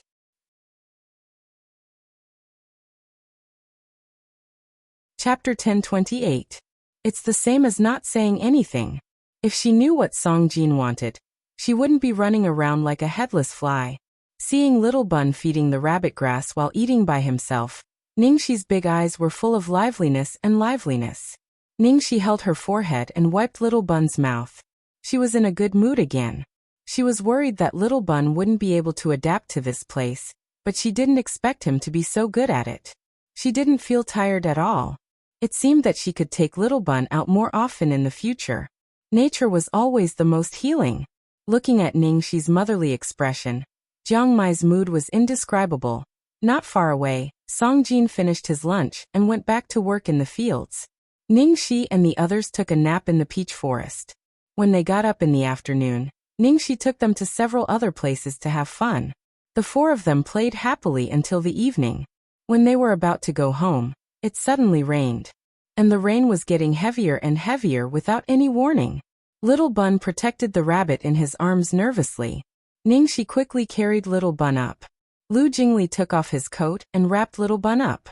The four of them hurried out of the village. However, it was at least half an hour away from the village. With the rain, the road would be more and more difficult to walk. The situation was really bad. Ningxi was speechless. Damn. Are you kidding me? The rain didn't fall when it was supposed to, but it fell so happily when it wasn't supposed to. Where's the nearest place to hide from the rain? Jiang Mai asked. Only Old Song's house, but it's impossible. Old Song doesn't allow strangers to enter her house. Last time, I tried to go in and ask for some water, but she refused. Ningxi said. As they were talking, they happened to pass by Song Jin's house. Just when they were hesitating whether to ask for help, the door of the yard suddenly opened. Song Jin stood at the door and looked at them. Come in. What? She invited them in? Was there such a good thing? Thank you, old Mr. Song. Ningxi didn't have time to think. She hurried into the house with Little Bun in her arms. Thank you, old Mr. Song. Jiang Mai and Lu Jingli also thanked him. Song Jin's attitude was still quite indifferent. It's just for the sake of the child. Ningxi put the Little Bun down. Baby, quickly thank Grandpa Song. Little Bun nodded her head. First, she let her mama carry the rabbit in her arms. Then she took out her writing board and seriously wrote 5 words. Thank you, Grandpa. Song Jin was only slightly stunned when she saw that Xiao Bao was using a writing board to communicate with her. However, a trace of astonishment flashed across her eyes when she saw Xiao Bao's handwriting clearly. This child is so young, but he can actually write so well. The pitter-patter of rain was incessant outside, and it seemed like it wouldn't stop anytime soon. Song Jin told them to do as they pleased and then entered the study. Lu Jingli couldn't stay still and soon got bored. He rolled his eyes and suddenly took out a deck of cards from his bag. It's so boring. Let's play cards. Sure. Jiang Mai agreed. But how are we going to fight with 3 people? Lu Jingli looked at Little Bun with a smile. Let's teach Little Bun and let him play with us. In the study, Song Jin was originally concentrating on painting while the rain was in high spirits. Hearing this, she couldn't bear it anymore. She opened the door and waved to Xiao Bao. Child, come to Grandpa.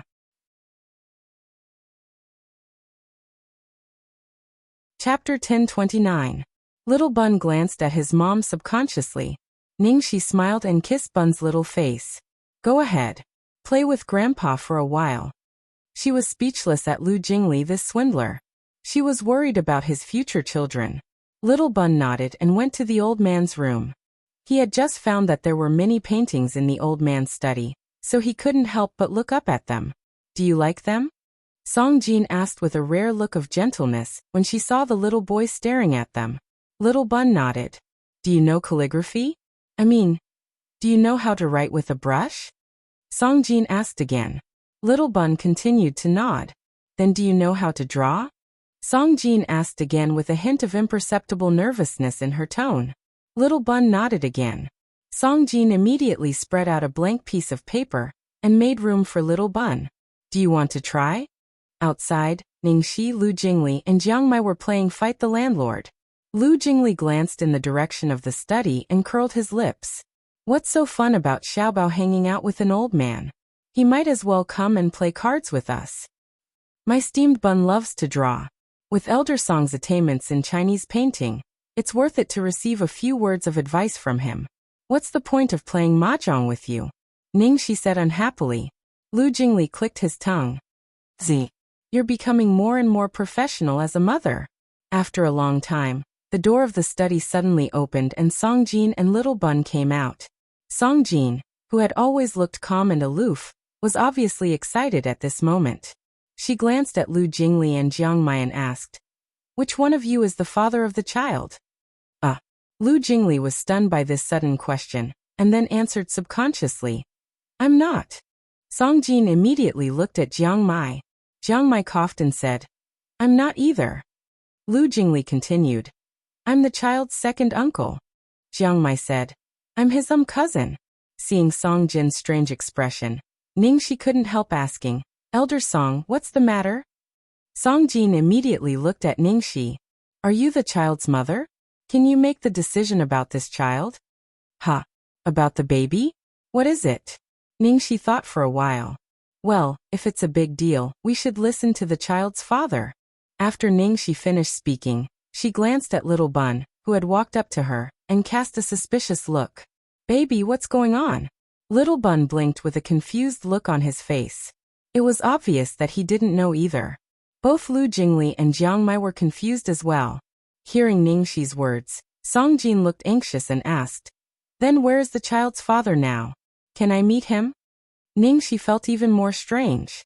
Just as she was about to speak, there was a knock on the door, accompanied by the pitter-patter of rain. Who would be knocking on the door at this time in the wilderness? Song Jin calmed down and walked out absent-mindedly to open the door. She saw a tall man standing outside the door. The man was wearing a black trench coat and holding an umbrella in his hand. He was standing quietly in the night wind. Chapter 10:30. You are?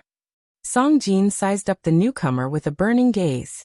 The man was wet and his trousers were stained with mud. However, even though he looked disheveled, his aura didn't diminish at all. Instead, he gave off a refreshing feeling. Song Jin knew many people and immediately concluded that the man in front of her was not simple. There had been many people who had come here to invite him for various reasons, but none of them had such an aura. But this person? Why does he look somewhat familiar? Sorry to disturb you so late at night. I'm looking for someone, the man said. Song Jin guessed that he was looking for the 4 people who had just come in, so she let him in. Come in. Song Jin came back soon, followed by a man. Seeing who it was, Ningxi's eyes widened and she rushed to him. Lu Tingxiao, why are you here? I'm worried about you and the child. Seeing that she and Xiaobao were fine, Lu Tingxiao was a little relieved. Look, you're all wet. Ningxi took out a tissue and wiped the man nervously. Lu Tingxiao said, "It's okay." Lu Jingli, who was completely ignored, was displeased. Hey, are you worried about your wife and child? There's still your biological brother and nephew here. Jiang Mai. Don't bring me into this. Just ignore me. Wife and child. Song Jin was stunned. He was the child's father? No wonder he looked familiar. They did look like father and son. Mr. Song. Aren't you looking for Xiaobao's father? That's him. Lu Jingli looked at Song Jin and said. Ningxi suddenly remembered to explain to Lu Tingxiao. Elder Song seems to be looking for you. It seems to be about Xiaobao. Finally seeing the child's father, Song Jin didn't beat around the bush and said directly, Your son is very talented in painting. I want to take him as my disciple. Elder Song, you want to take Xiaobao as your disciple? Ningxi said in surprise. Yes. Song Jin nodded with a serious expression. She looked at Lil Bao with a burning gaze. Ningxi didn't expect Song Jin to make such a request. She didn't know how to react. Song Jin had been single all his life, had no children, and had never accepted an apprentice. When Ningxi read the information, she thought he had no intention of accepting an apprentice, so she was a little surprised. From the looks of it now, it wasn't that he had no intention of accepting disciples, but that he hadn't met anyone he wanted to accept. Elder Song must have tested Xiaobao in the study just now, which was why she had such an idea. Elder Song, who had never accepted a disciple in her life, took a fancy to him. Ningxi was full of pride. Her son was the best. In fact, even Lu Tingxiao was a little surprised. He didn't expect that Song Jin would propose to accept Ningxi as her apprentice when she just took her child out for a spring outing, and took shelter from the rain here. With Song Jin's attainments, it was undoubtedly a great fortune for Xiaobao that she was willing to accept him. So Lu Tingxiao exchanged a look with Ningxi and said, "We've admired you for a long time, Senior Song. Of course we can't wait to meet you. However, this still depends on the child's own opinion." Jiang Mai. Hee we husband and wife. Aren't you a little too smooth with your words? You're not married yet.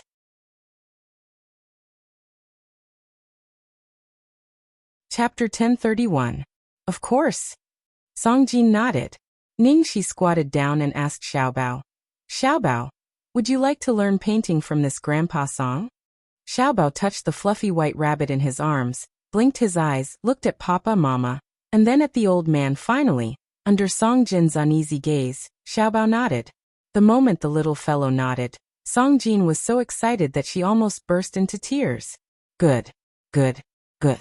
From now on, you are my only disciple. I will definitely pass on all my painting skills to you. Then, under the guidance of Papa and Mama, Xiaobao followed the steps of apprenticeship and served tea to Song Jin obediently, which could be regarded as a formal apprenticeship. After that, Lu Tingxiao thought for a while and said, "But there is a problem. Sir, you live in a remote place." "That's okay. I can move for my good disciple. I will move to a nearby place where you live," Song Jin said straightforwardly. The more he looked at Xiaobao, the more he liked him. His painting technique and skills had extremely high requirements for talent and spirituality. Originally, he did not expect to find a satisfactory successor in this life, but he did not expect God to be so kind to him. In the end, he still found this child. Ningxi didn't know what to say after hearing Song Jin's words. In order to meet this great master, she had to travel far and wide, but when it was Xiaobao's turn, Elder Song was so considerate that she went to his door to serve him. "My bao is awesome." Because it was late and it was raining outside, Song Jin, who was in a good mood, asked them to stay for the night. Lu Jingli and Jiang Mai stayed in one room, and Ningxi, Lu Tingxiao, and Xiaobao stayed in another. Little Bun seemed to really like that rabbit. Even when he slept, he would hug it in his arms like a treasure. Lu Tingxiao saw the rabbit in his son's arms just now. He looked at Ningxi and asked, "Where did you get the rabbit?" Ningxi said proudly, "I caught it. I was going to roast it, but Xiaobao likes it, so I let him play with it. Isn't it cute? It's so fluffy. It's so soft." "Cute." Lu Tingxiao stretched out his broad palm and touched the rabbit's ear.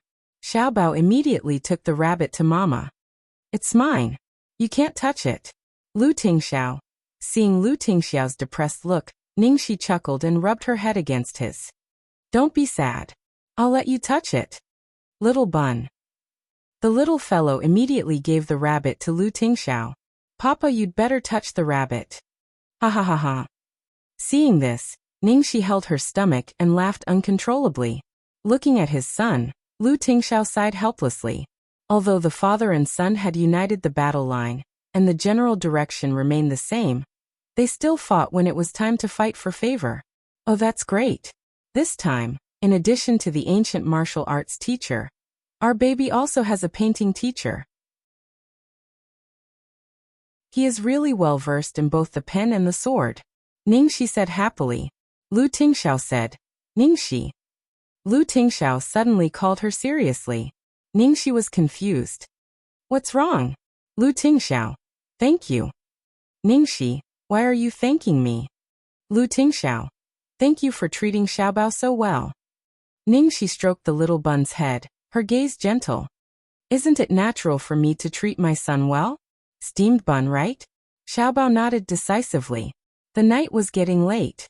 Outside the window was the pitter-patter of rain, and the air was filled with the fragrance of earth. Xiaobao gradually fell asleep and slept soundly.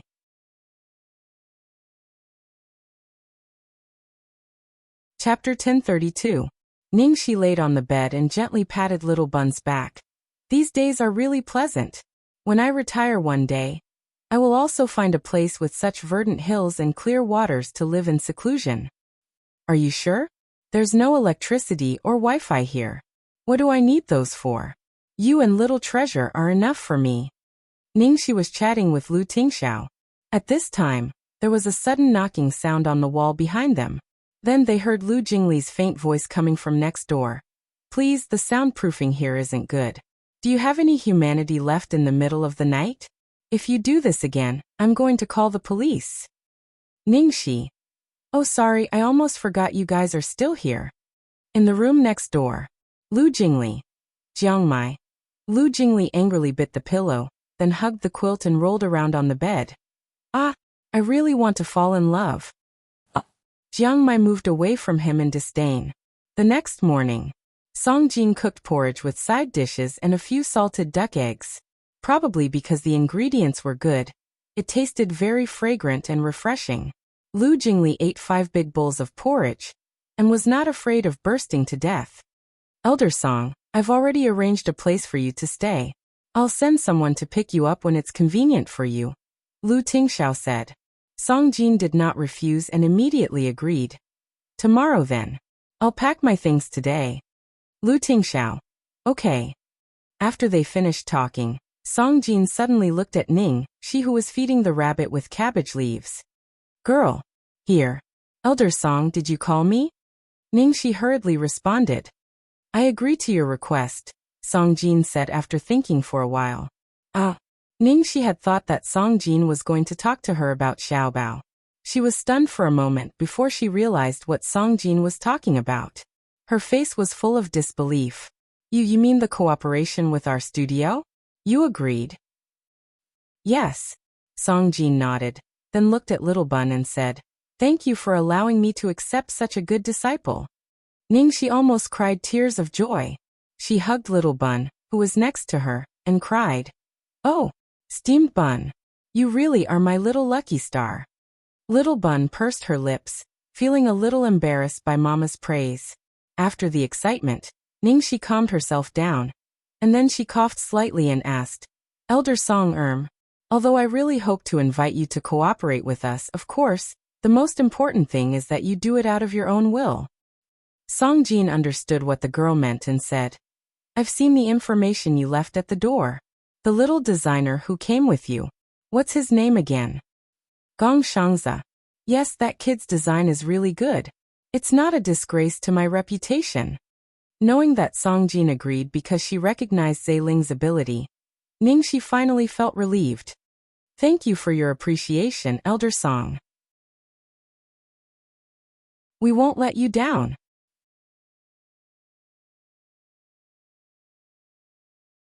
Chapter 1033. Ningxi went to the studio to tell everyone the good news. What? Mr. Song agreed. Han Momo jumped up in excitement. Sister Shi, you're amazing. Xiao Weilan had been worrying about the selection of a master painter when Ningxi came with good news. She heaved a sigh of relief and was even more surprised. She didn't expect that she could really do it. Sister Shi, how did you do it? Boss, did you invite Mr. Song? Gong Shangzi walked out when he heard the noise outside. Yeah. Didn't we leave a copy of our studio's information at Mr. Song's door? Mr. Song said he read it and praised you.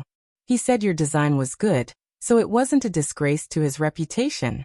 Gong Shangzi's eyes turned red with excitement. Boss, are you serious? Of course I'm serious. Why would I lie to you? Do your best. But the most important thing is to take care of your health. After all, your health is the key to success. You can't just stay at home and not exercise. Ningxi said worriedly. Got it. I got it, boss. I'll do my best to design and exercise. Thank you. Thank you, boss. Gong Shangzi bowed with all his might. Meanwhile, at the Platinum Palace. Master, madam. The old butler greeted Yan Rui and Lu Chongshan when he saw them. Yen Rui looked at the servants who were bustling in and out and asked suspiciously, "What are they doing?" "Young master told us to tidy up the building next to the greenhouse. Someone wants to move in." The old butler answered honestly. "Someone wants to move in?" Yen Rui's expression changed. Could it be that the woman wanted to move in? Yen Rui glanced at Lu Chongshan, who had obviously thought of the same thing. Had they finally moved in? "Tingxiao." Yen Rui called out to her son when she saw him from afar. Lu Tingxiao heard his mother's voice and walked over. "Dad, Mom, what's up?" Yen Rui glared at her son. "Can't I come to see you and Xiaobao? Let me ask you. What are you doing? What was he going to do with the small building? Are you going to let Ningxi move in?" Lu Chongshan's face darkened. "Even if the two of you are a couple now, isn't it too much for you to cohabit before marriage?" Lu Tingxiao looked at his parents expressionlessly. "Songjin." "What Songjin and Songming?" Yen Rui didn't understand what his son meant. Lu Tingxiao said, "The person who will be moving in is Songjin, Mr. Song." "What? Don't tell me it's that Chinese painting master Songjin?" Lu Chongshan asked in shock. Lu Tingxiao, "MHM. Isn't Master Song living in seclusion in the Peach Blossom Village? Moreover, he did not see any outsiders at all. Why would he come to live here?" Lu Chongshan felt that his son's lie was too ridiculous. Lu Tingxiao said, "Songjin has already accepted Xiaobao as her disciple. He agreed to move here for the convenience of teaching." Upon hearing those words, Lu Chongshan and Yen Rui were stunned. Lu Chongshan said in shock, "What did you say?" Songjin accepted Xiaobao as her disciple? When did this happen? Yen Rui naturally knew who Songjin was. She said anxiously, "You damn child, can't you just say it clearly in one go? Why did I have to ask you a question? That's why I said a few words. What's going on? Tell me clearly."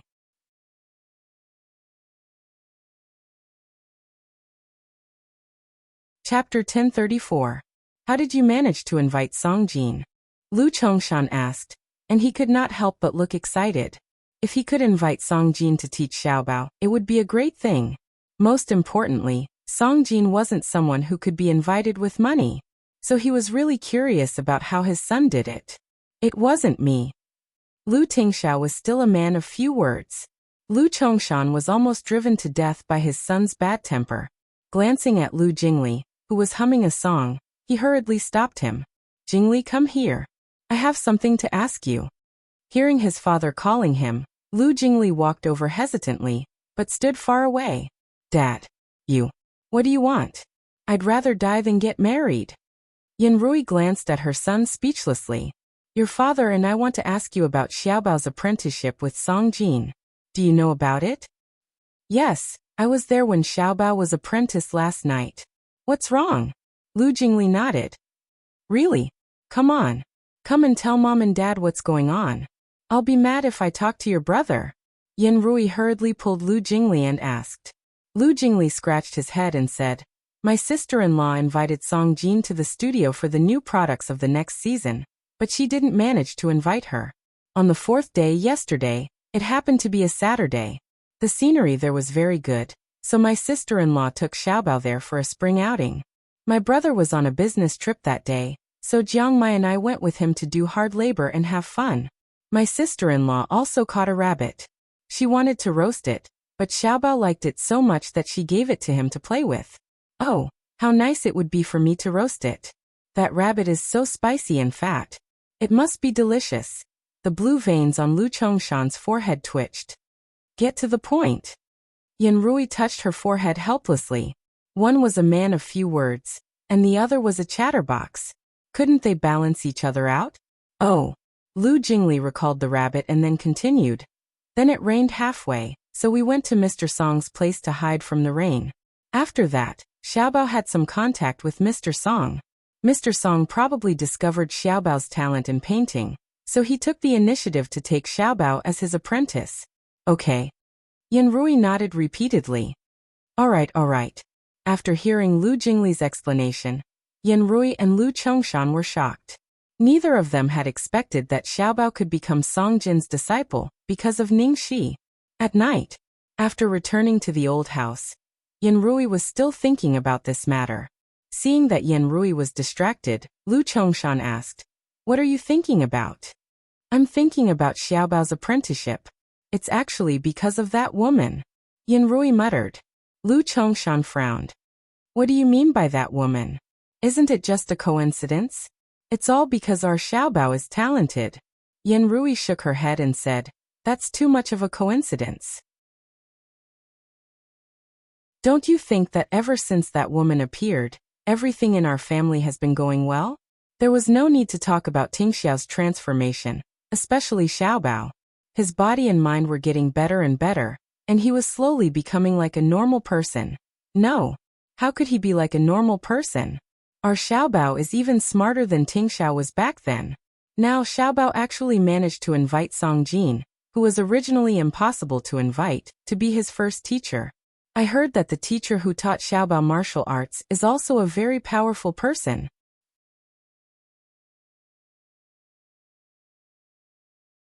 Chapter 1035. At this point, Yanrui paused and looked at her husband. Is all of this really just a coincidence? Over the past 5 years, Tingxiao and Xiaobao's situation hasn't changed at all, but it changed as soon as this woman appeared? Lu Chongshan pinched his eyebrows. What are you trying to say? I'm thinking of the 8 characters that Master Xianjing calculated for Ningxi. Unparalleled fortune, bringing prosperity to one's husband and family, a life of many children, many blessings. Now it's coming true step by step. Yanrui said excitedly. Lu Chongshan was stunned. I told you not to believe in these things. Although that was what he said, Lu Chongshan's expression was slightly deep in thought.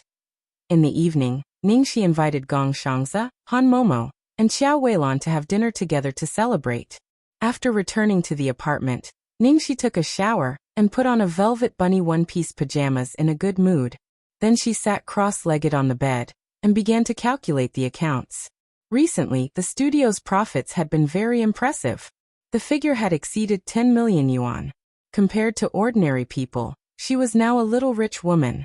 Ningxi planned that it was almost time to buy a small villa. Although the place she was living in was very private, it was a place arranged by the company after all. There were still a lot of people who knew that she lived here. It was inconvenient for Lu Tingxiao to come here usually, so it was better to buy a house by himself. It was a home of her own.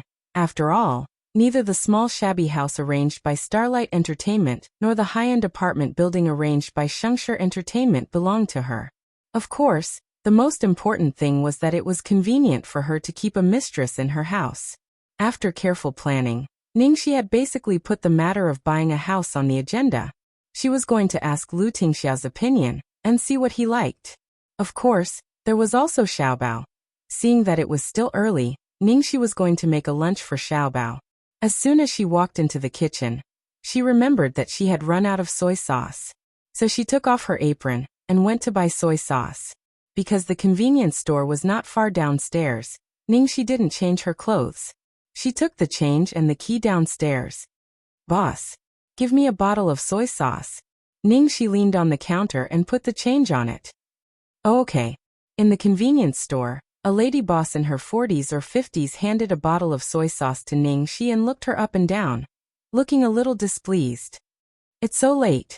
Why did your mother let a little girl like you out to buy soy sauce? Ningxi was speechless. It's okay, boss. My house is nearby. Ningxi tied her hair into 2 ponytails and wore cartoon one-piece pajamas. She looked like a 17-year-old minor. No wonder the boss misunderstood her. You can't even get close. You're such a cute little girl. What if you meet a bad guy? Next time, don't come out alone at night. The lady boss reminded him. Ningxi nodded. I know, thank you, sister. Hearing Ningxi call her sister, the proprietress beamed with joy and gave her a colorful lollipop. Take it and eat it. Thus, Ningxi held a bottle of soy sauce in her hand and a lollipop in her mouth that the lady boss had given her. She skipped happily towards her home. Just as he was thinking about what to cook for little Baozi later, a person suddenly appeared in front of him.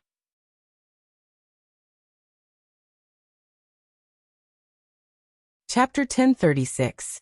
It was a strange woman. She was wearing a tight black night suit and had the same aura as Feng Xiaoxiao, a killer's aura. Brother Shi, Uncle Feng wants to see you. The woman looked at her and said expressionlessly. At this moment Ning Shi. Damn it. She really met a bad guy.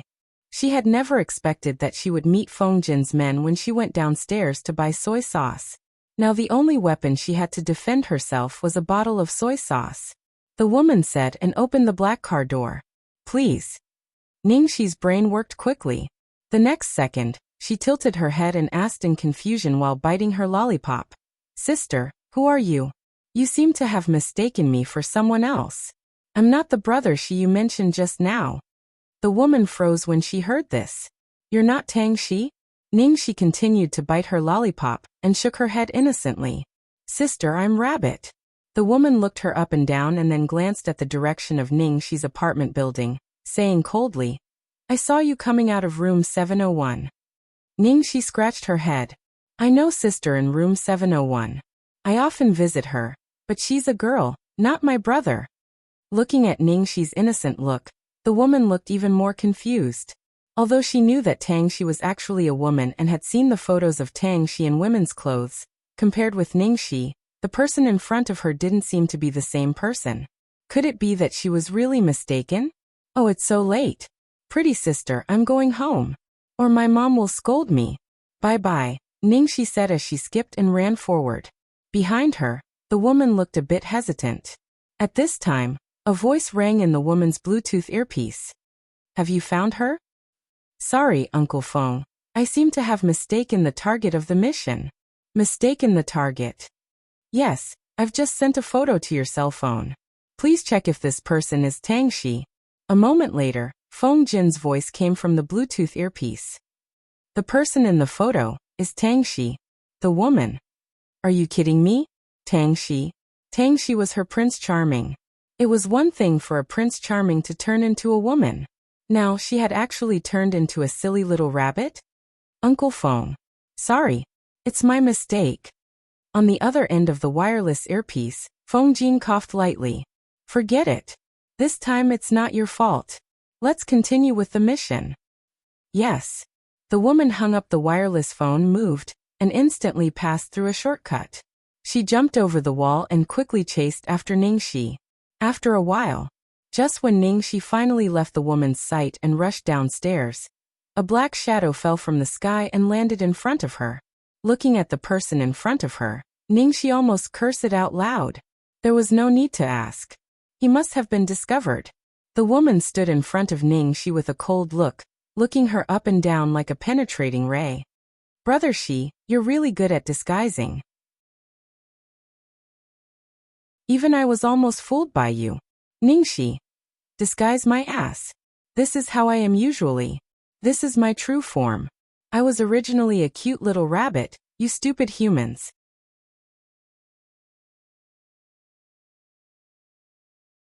Chapter 1037.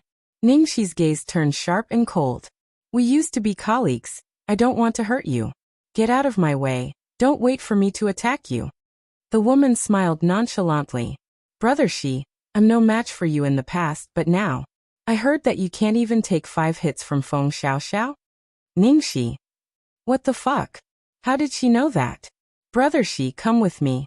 I don't want to hurt you if I can, the woman said. Ning Shi glanced at the gun on the woman's waist. She knew that she was trying to be polite before resorting to force. Ning Shi didn't have a weapon with her. Even if she did, she wouldn't be able to defeat Feng Jin's men. After a while, Ning Shi got into the car. There was a man in the car. The man was driving while the woman sat in the back with Ning Shi. The woman in black searched Ning Shi's body up and down, not even letting go of a small black hair clip in her hair. Ning Shi tilted her head and looked at the woman who was searching her body. She said softly, Stop searching, baby. I'm just going downstairs to buy some soy sauce. I didn't even bring my phone. What dangerous things could I have on me? Hearing the voice beside her ear, the woman suddenly froze for a moment, and her ears inexplicably felt a little hot. That was Tang Shi's voice. Tang Shi's tone. Although Ning Shi looked like a young girl now, her tone just now instantly overlapped with Tang Shi's. The woman shook her head and snapped out of her trance. She quickly tied Ningxi up tightly, not daring to let her guard down. "Pretty lady, can you tell me why Advisor Feng invited me over?" Ningxi asked tentatively. "I'm just following orders. I don't know anything else," the woman in black said expressionlessly. "You're one of Satan's men too. Why haven't I seen you before?" The woman didn't reply. She ignored Ningxi's attempts to talk to her. Ningxi had no choice but to close her eyes and wait to see what would happen next. What surprised Ningxi was that the woman didn't cover her eyes even though she had tied her up. She didn't seem to care that she knew where they were going. There were fewer lights and cars outside the car window. The car gradually left the city and headed towards the suburbs. Where were they planning to take her? Any further and they would be in the wilderness. Just as all kinds of speculations were running through Ningxi's mind, the car finally stopped in front of a retro villa. After getting off the car and seeing the place clearly, Ningxi's face instantly turned pale, without a trace of blood. Holy shit! Isn't this the famous haunted house in Imperial Capital? It was said that a woman had been hanged in the house, and she was already pregnant at that time. She had lost 2 lives, and the place was filled with energy. Ever since then, the house had been haunted, and many strange and terrifying things had happened. One of the tenants was even scared to death. Since then, no one dared to take over the house. What's going on? Of all the places, why did he have to bring her here? She was most afraid of ghosts. "Brother Shi, please let go." Ningxi's hands were tied. She clung to the door with a few fingers and refused to let go. Not only that, but she also went back into the car. The woman exchanged a look with the driver, and then dragged Ningxi out. There was a gun behind Ningxi's waist. She could only shake her legs and walk step by step toward the terrifying haunted house in front of her.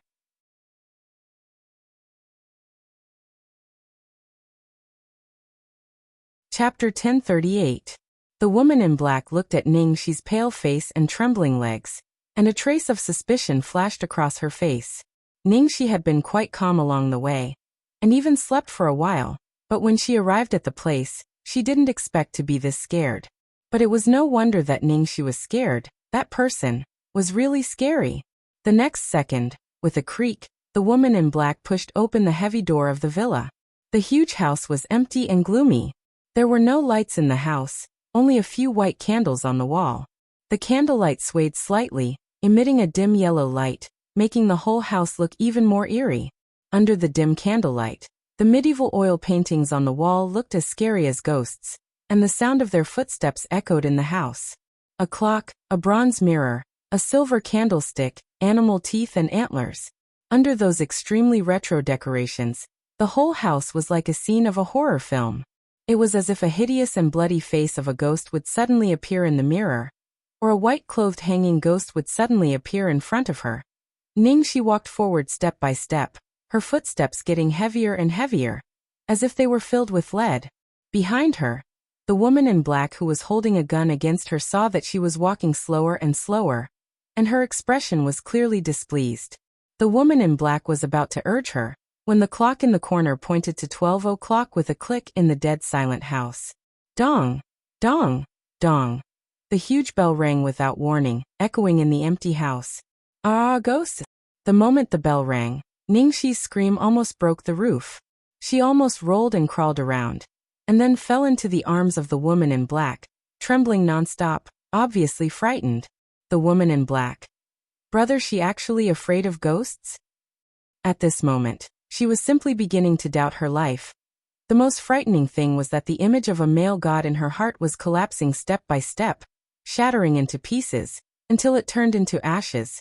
What male god? It was all fleeting clouds. It's just a bell. The woman looked expressionlessly at the little white rabbit in her arms. Bell sounds scared me to death, sob. After a long while, the woman finally brought Ningxi to one of the rooms upstairs.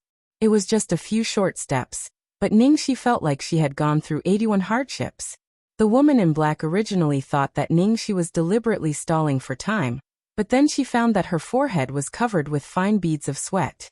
It seemed that she was really very scared, and it was definitely not an act. Until now, the woman in black had yet to recover from the shock of the Prince Charming's disillusionment.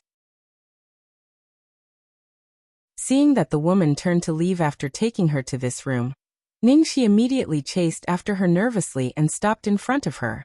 Where are you going? Please wait a moment. So you want to leave me here alone? No. Don't go. What am I supposed to wait for? Can't you wait with me? Aren't you afraid that I'll sneak away? My mission ends here.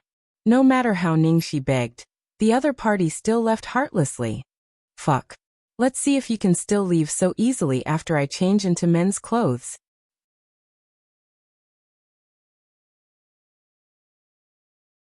Chapter 1039. The woman's footsteps got further and further away, until they disappeared. The entire house was silent, and not a single sound could be heard. Every time she moved her body, that extremely subtle sound would be magnified infinitely and played back in her ears in horror. It was already so scary when they were together. Being alone was simply torture to her. Ningxi took a deep breath and recited from the Great Compassion Mantra to the Heart Cleansing Mantra to the Diamond Sutra, all the way to the core values of socialism. She then looked around the room to distract herself. There was only a white candle lit on the dressing table in this room, and the light was even dimmer. She could vaguely see that the overall style of the room was the same as the outside.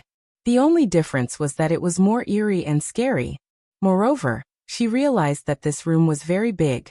From the structure and layout, it should be the master bedroom. Master bedroom. Thinking of this, Ningxi, who was originally standing at the door, jumped away from the door and hid in a corner far away. Didn't the legendary woman who committed suicide hang herself at the door of the master bedroom? On the beam where she was just standing. She finally knew their conspiracy. They were prepared to scare her to death. Some things could not be overcome in a lifetime, such as Ningxi's fear of ghosts. When she was still with her adoptive parents, her grandmother valued boys over girls, and tried to throw her away many times. One of them was to bring her to a mass grave and leave her alone. She stayed there alone for 2 days and 2 nights. She still did not dare to recall the situation at that time. This also caused her to be very afraid of ghosts, even after she grew up. Even though she knew that it was just an illusory thing, she could not overcome it. She also never watched any movies related to ghosts. Ningxi took a deep breath, calmed her mind, and tried to untie the rope on her wrist. Unfortunately, the other party used a professional method to tie the rope, and the material of the rope was also very special, so she couldn't untie it at all. She dragged her weak legs around the room and looked around. The only door and window were all tightly sealed. Through the mirror on the dressing table, Ningxi saw a pale face. It was her, like a funerary object buried deep in a gloomy and terrible grave. Ningxi's face was pale and pale. Now she did not even have the energy to think about Feng Jin's intention of locking her here. In the entire room, the only place that made her feel better was probably the bed. Ningxi's legs were so weak that she couldn't even walk. She slowly moved to the bed, then hugged a pillow and curled up into a ball. Time ticked by. Not a single person came. There was not a single sound. It was so quiet that it was as if she was the only living person left in the world. Until, even the candles on the dressing table burned out, extinguished. The room darkened. The taut thread in Ningxi's body seemed to break. The thing that she had suppressed in the deepest part of her mind surged out like a ferocious beast in the darkness. The little girl's hand was released mercilessly. She waited and waited, but all she heard was the terrifying cries of wild beasts coming from the forest. She ran and ran, but she suddenly tripped. When she looked down, she saw a white leg bone. She was lost in the forest full of graves. She waited from night to day, and from day to night. She waited for a long time, but there was no one.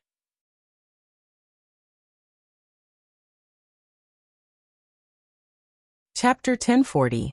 Following that, the scene in her mind changed again, switching to a sunny afternoon. There was an ear-piercing sound of a car engine, and she felt a piercing pain in her abdomen. Her child blood, his pupils, and his mind were filled with the color of blood. Child. My child. Dead. Your child is dead. He was born a dead baby. So what if he's not dead? Do you still want to raise this bastard? I don't believe it. I don't believe it. Just a moment ago, he was mischievously moving in my palm. Not a bastard. He's not a bastard. Her child is not a bastard. From the moment she knew of his existence, she had been looking forward to his birth with love and hope. He's her child. He's her baby. Give me back my baby. Give me back. The woman's mournful voice kept echoing in her mind. She knew that it was her own voice, finally. The next second, she finally saw the child, finally saw her baby, in the cold morgue, a small purplish baby, who was no longer breathing. Her child, her baby, is dead. He's really dead. Creak. In the deathly stillness of the graveyard, there was a sudden soft sound. It was the sound of a locked door being pushed open. Ta, ta, ta. Accompanied by the sound of leather shoes stepping on the floor, a slender figure pushed open the door and walked in. The man held a candle in his fair hand. Under the hazy candlelight, his beautiful face was illuminated. His light gray eyes, coupled with his silver hair, made him look like a ghost. The man walked step by step towards the bed in the room, approaching the dark shadow curled up at the head of the bed. Finally, the man stood in front of the bed, the candle in his hand illuminating the small shadow on the bed. There was a girl on the bed, hugging a pillow in her arms. Her whole body was drenched in sweat, and the bangs on her forehead were dripping with sweat as her body trembled. No. Don't. Child. Don't. The girl's mind seemed to be in a trance. Only when she sensed the approaching light and the approaching footsteps of the man, did she finally slowly raise her head. Using her pair of dark eyes, she stared blankly at the approaching man. Tisk, you're still as useless as before. In the gloomy and terrifying air, the man's faint mocking voice rang out. Ning, she stared blankly at the person who came, still maintaining her original posture, did not move, did not speak, as if she had not recovered from the nightmare. At this moment, the girl was wearing furry pajamas, hugging a white pillow as she curled up at the head of the bed.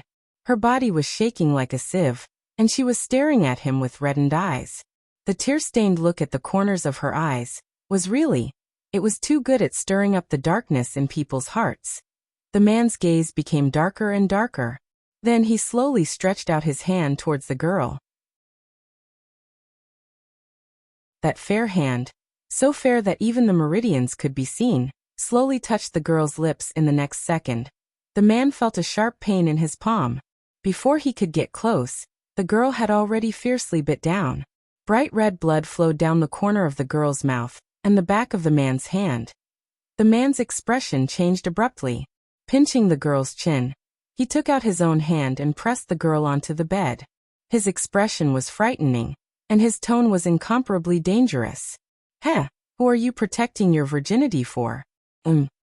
You're tuning in to the Li Mei's Wuxia Whispers YouTube channel. We're so grateful for your support, and don't forget to subscribe to join us on this incredible journey through captivating stories. Your generosity through donations truly makes a world of difference, as it's the primary source of revenue that allows me to expand and enhance this channel for you. Thank you from the bottom of my heart for being a part of this adventure.